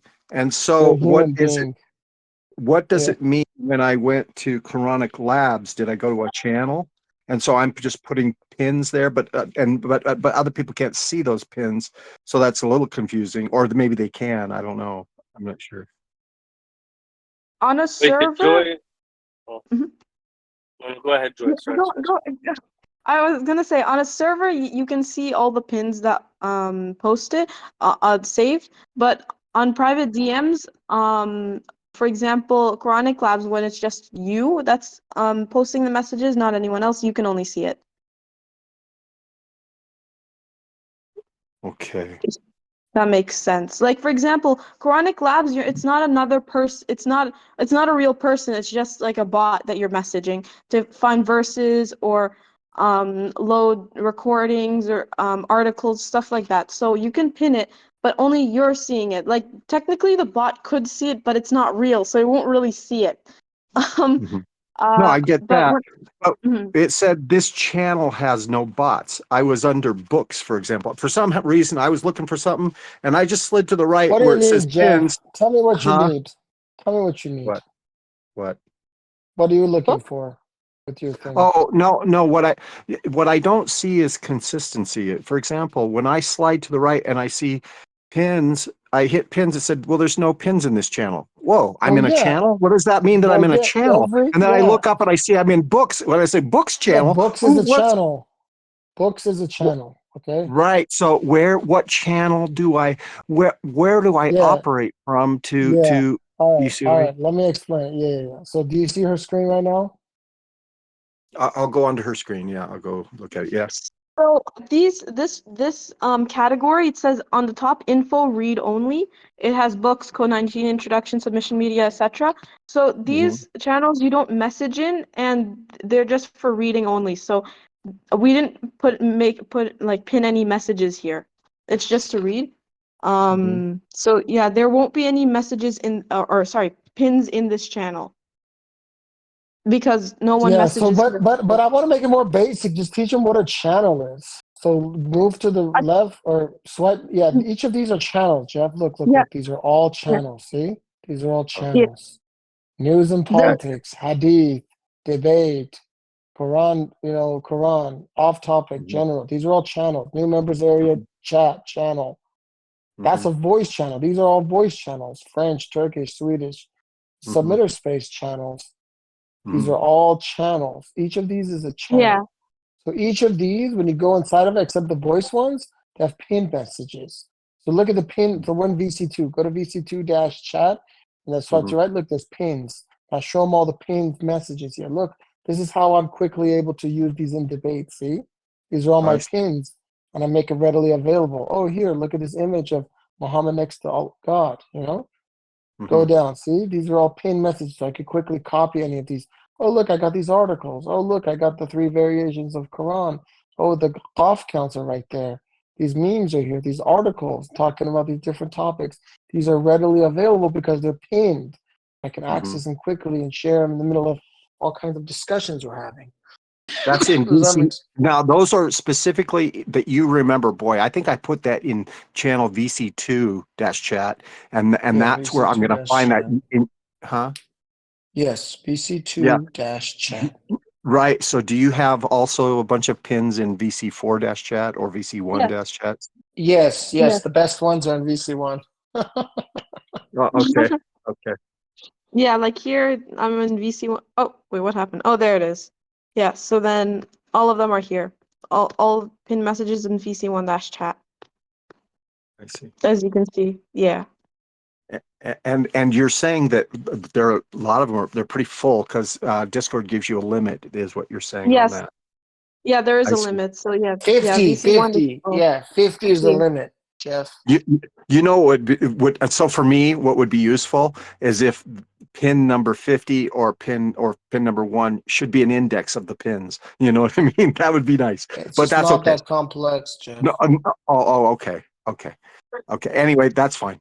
Understood. So now, but I can have now. What happens when you're pinning in a direct message? What does that mean? It's You're the not same even in a thing as channel. pinning in a channel. Yeah, it's the same thing. It's just there.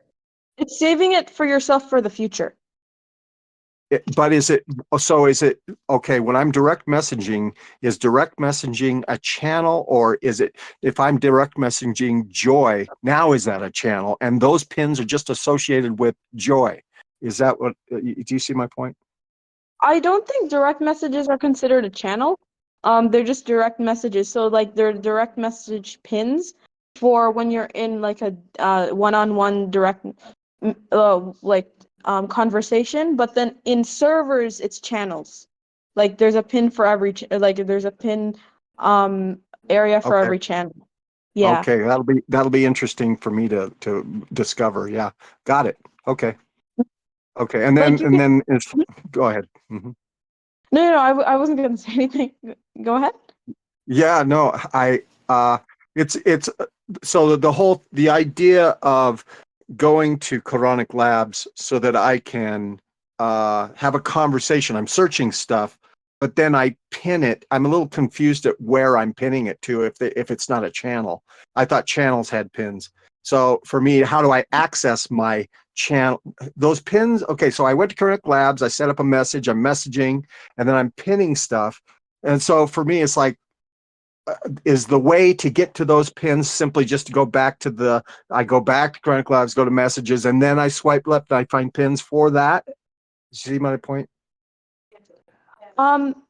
Okay, so oh, it's weird. It says channel 2. I didn't know that. I just realized that. Okay, so you would swipe left and you would find your pins here. You would swipe left, you find your pins here, so you can keep them. So Okay, then you said something really interesting. You said I would find my pins. So does Jeff Taylor have Jeff Taylor has 50 available pins to pin something and I can always get my pins? Or is it just that, see what I'm saying? you can have your own pins if you have your own, like, for example, personal server, so you can No. You can have your own pins with Quranic Labs or me or Yeah, you Joey can or any of us. You can DM any of us and save pins. Do you understand? Is it a new set of pins is what I'm saying? You see what I'm saying? Yeah. Every channel is its own pins. Not Okay. related to the other ones. So I don't have my pins in one place. I have pins when I have it with Chronic Labs. I have pins with my direct message with you. I have pins with, if I do that, they're all over the place, but I don't have my own pin place. Technically you could if, like, for example, if you're with a bot and the bot doesn't, like, it's not messaging you per se, like, it doesn't take your information. So yeah, that would be your personal pins. Or also if you had, for example, your own server with just you in it, you can have your own pins there too. No, I see. Yeah, no, I see your point that way. No, I was just referring. I'm just trying to figure out what I recognize. What I went down the rabbit hole is that I noticed, why can't I find pins? I go over pins, I hit pins, and then I realized, oh, it depends on what channel you're in. Oh, there's different pins. Oh, well, I can't find that pin that I saw pinned one time a long time ago. So how the heck I can find that pin? And then I'm thinking, oh, well, it'd be nice if I had my pins that I thought were interesting, that I could just take that stuff, have my pins in a spot, and I just go get my pins. And that's what I was thinking. See what I'm saying? And essentially, go ahead. I'm saying with Quranic, like, if you message Quranic Labs with the things that you want to save and pin it here, so then it will be, in a way, your personal pins. Because, there we go. Yeah. That's it. That's it. So, and then you can also copy, again, I was showing people how to copy and paste pins before. So you can, for example, if it's an image, you would say copy media link, and then you can post it to, for example, someone else, like in a DM. For example, if I go here, let's see, and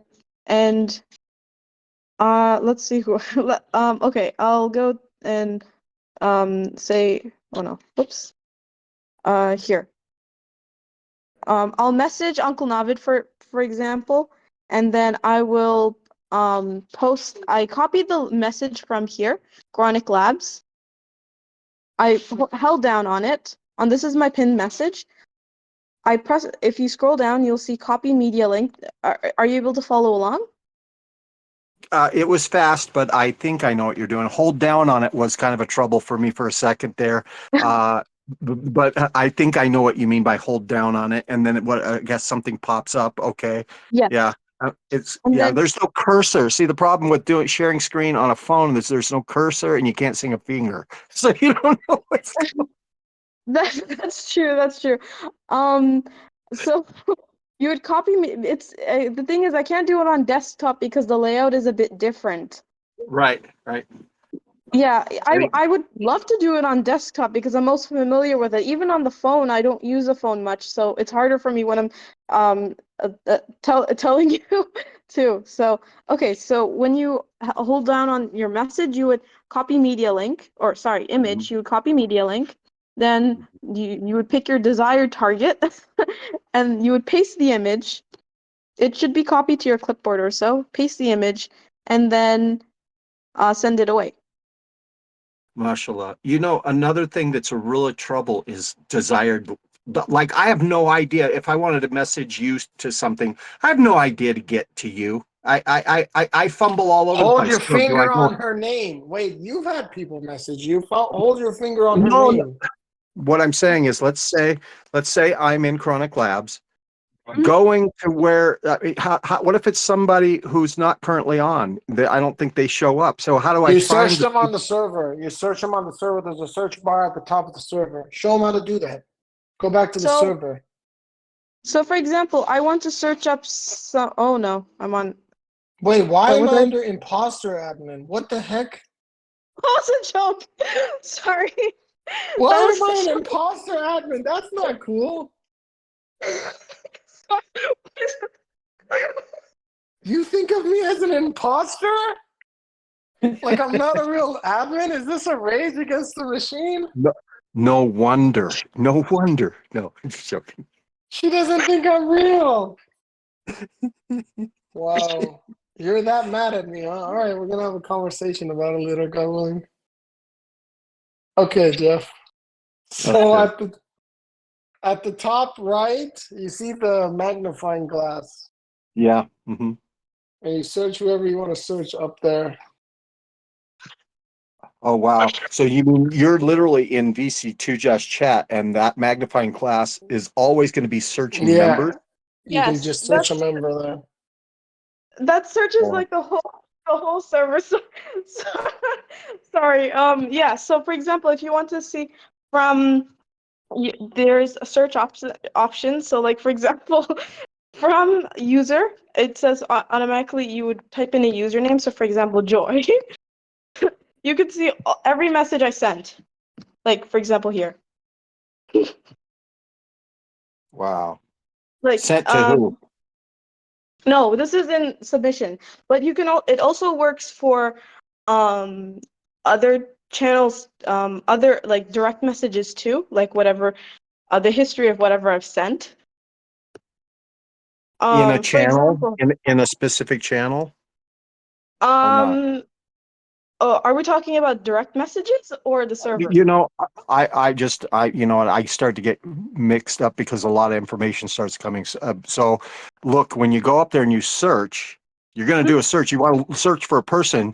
First, you're saying, well, you can search anything, but if you're looking for a person, the way to do that is user. You're searching a Yes, user. user.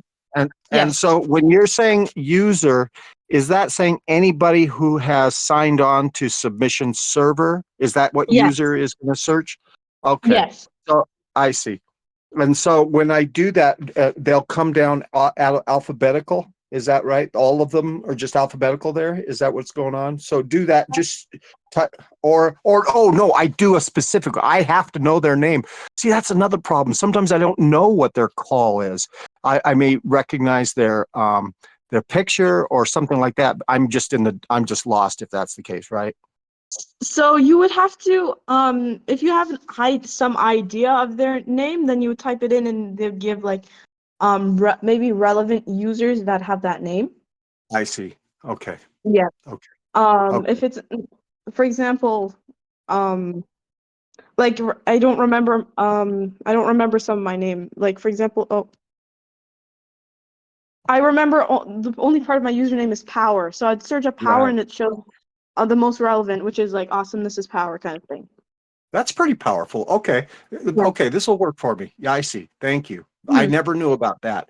And so you can do that from any space. So even if you're in a VC, like if you're in the VC, if you're in this VC2 video, is that search bar available to me? So you know what I mean? Like, you know, when you have the screen where you have the grid with all the faces of people right there, is that search available to me on that page screen, or do I have to go to the chat page to do a search? You would have to go to the chat page to search. Okay. Yeah. Okay. Yeah, it seems like that, yeah. Okay.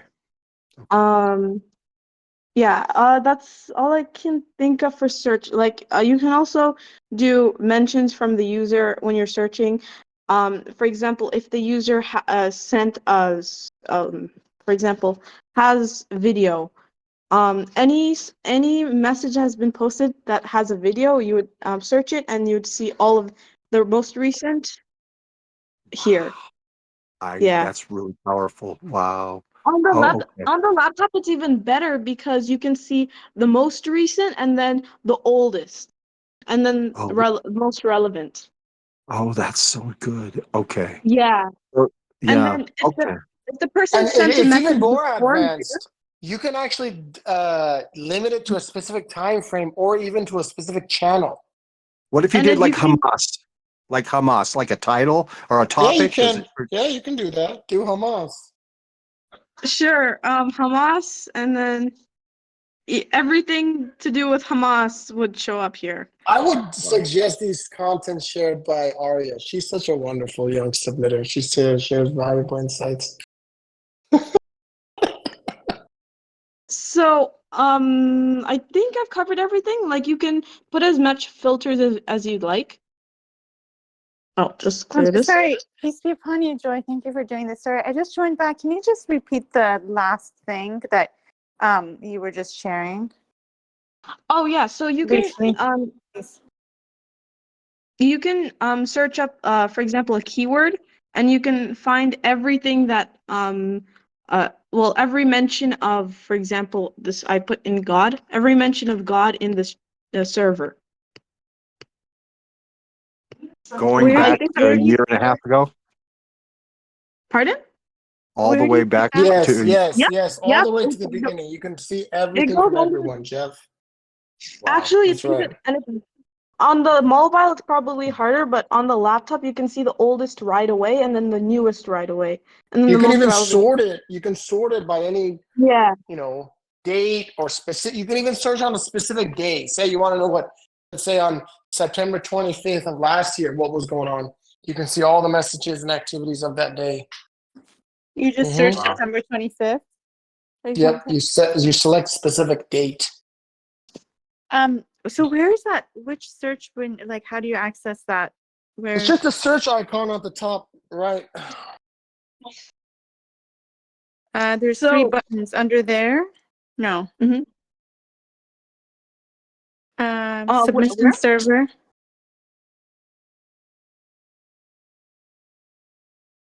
Sorry, can you just share how to get to that search button?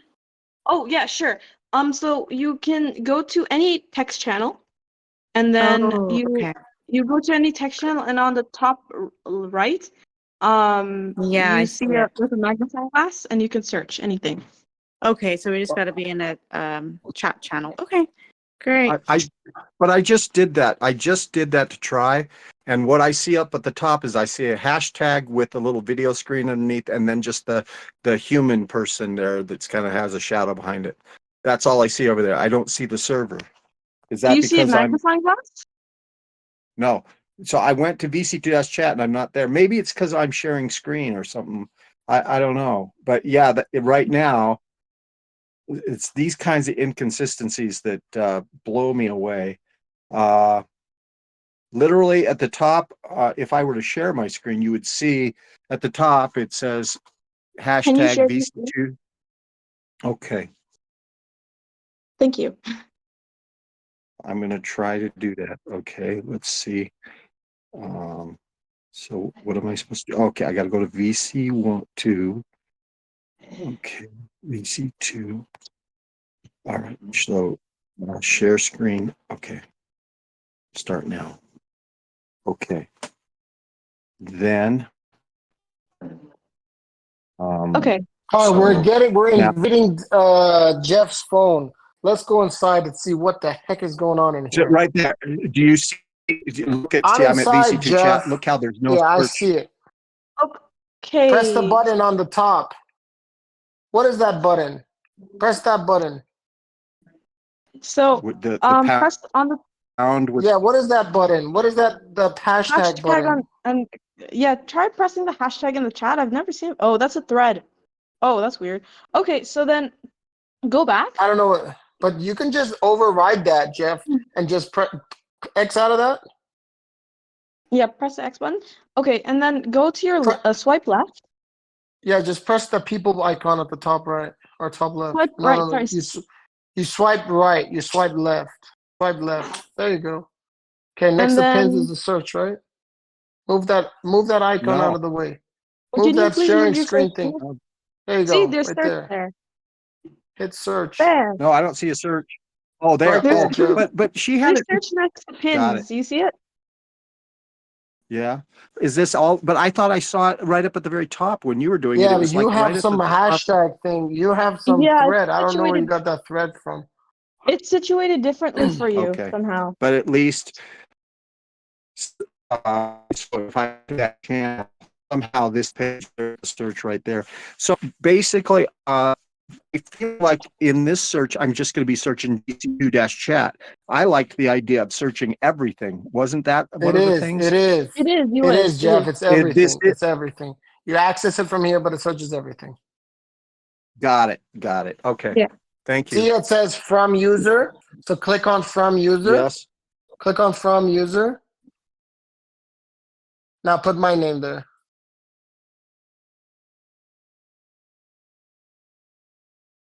Put my name. Okay.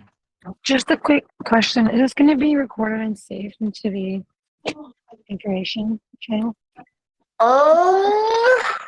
No, I don't think anyone's recording right now.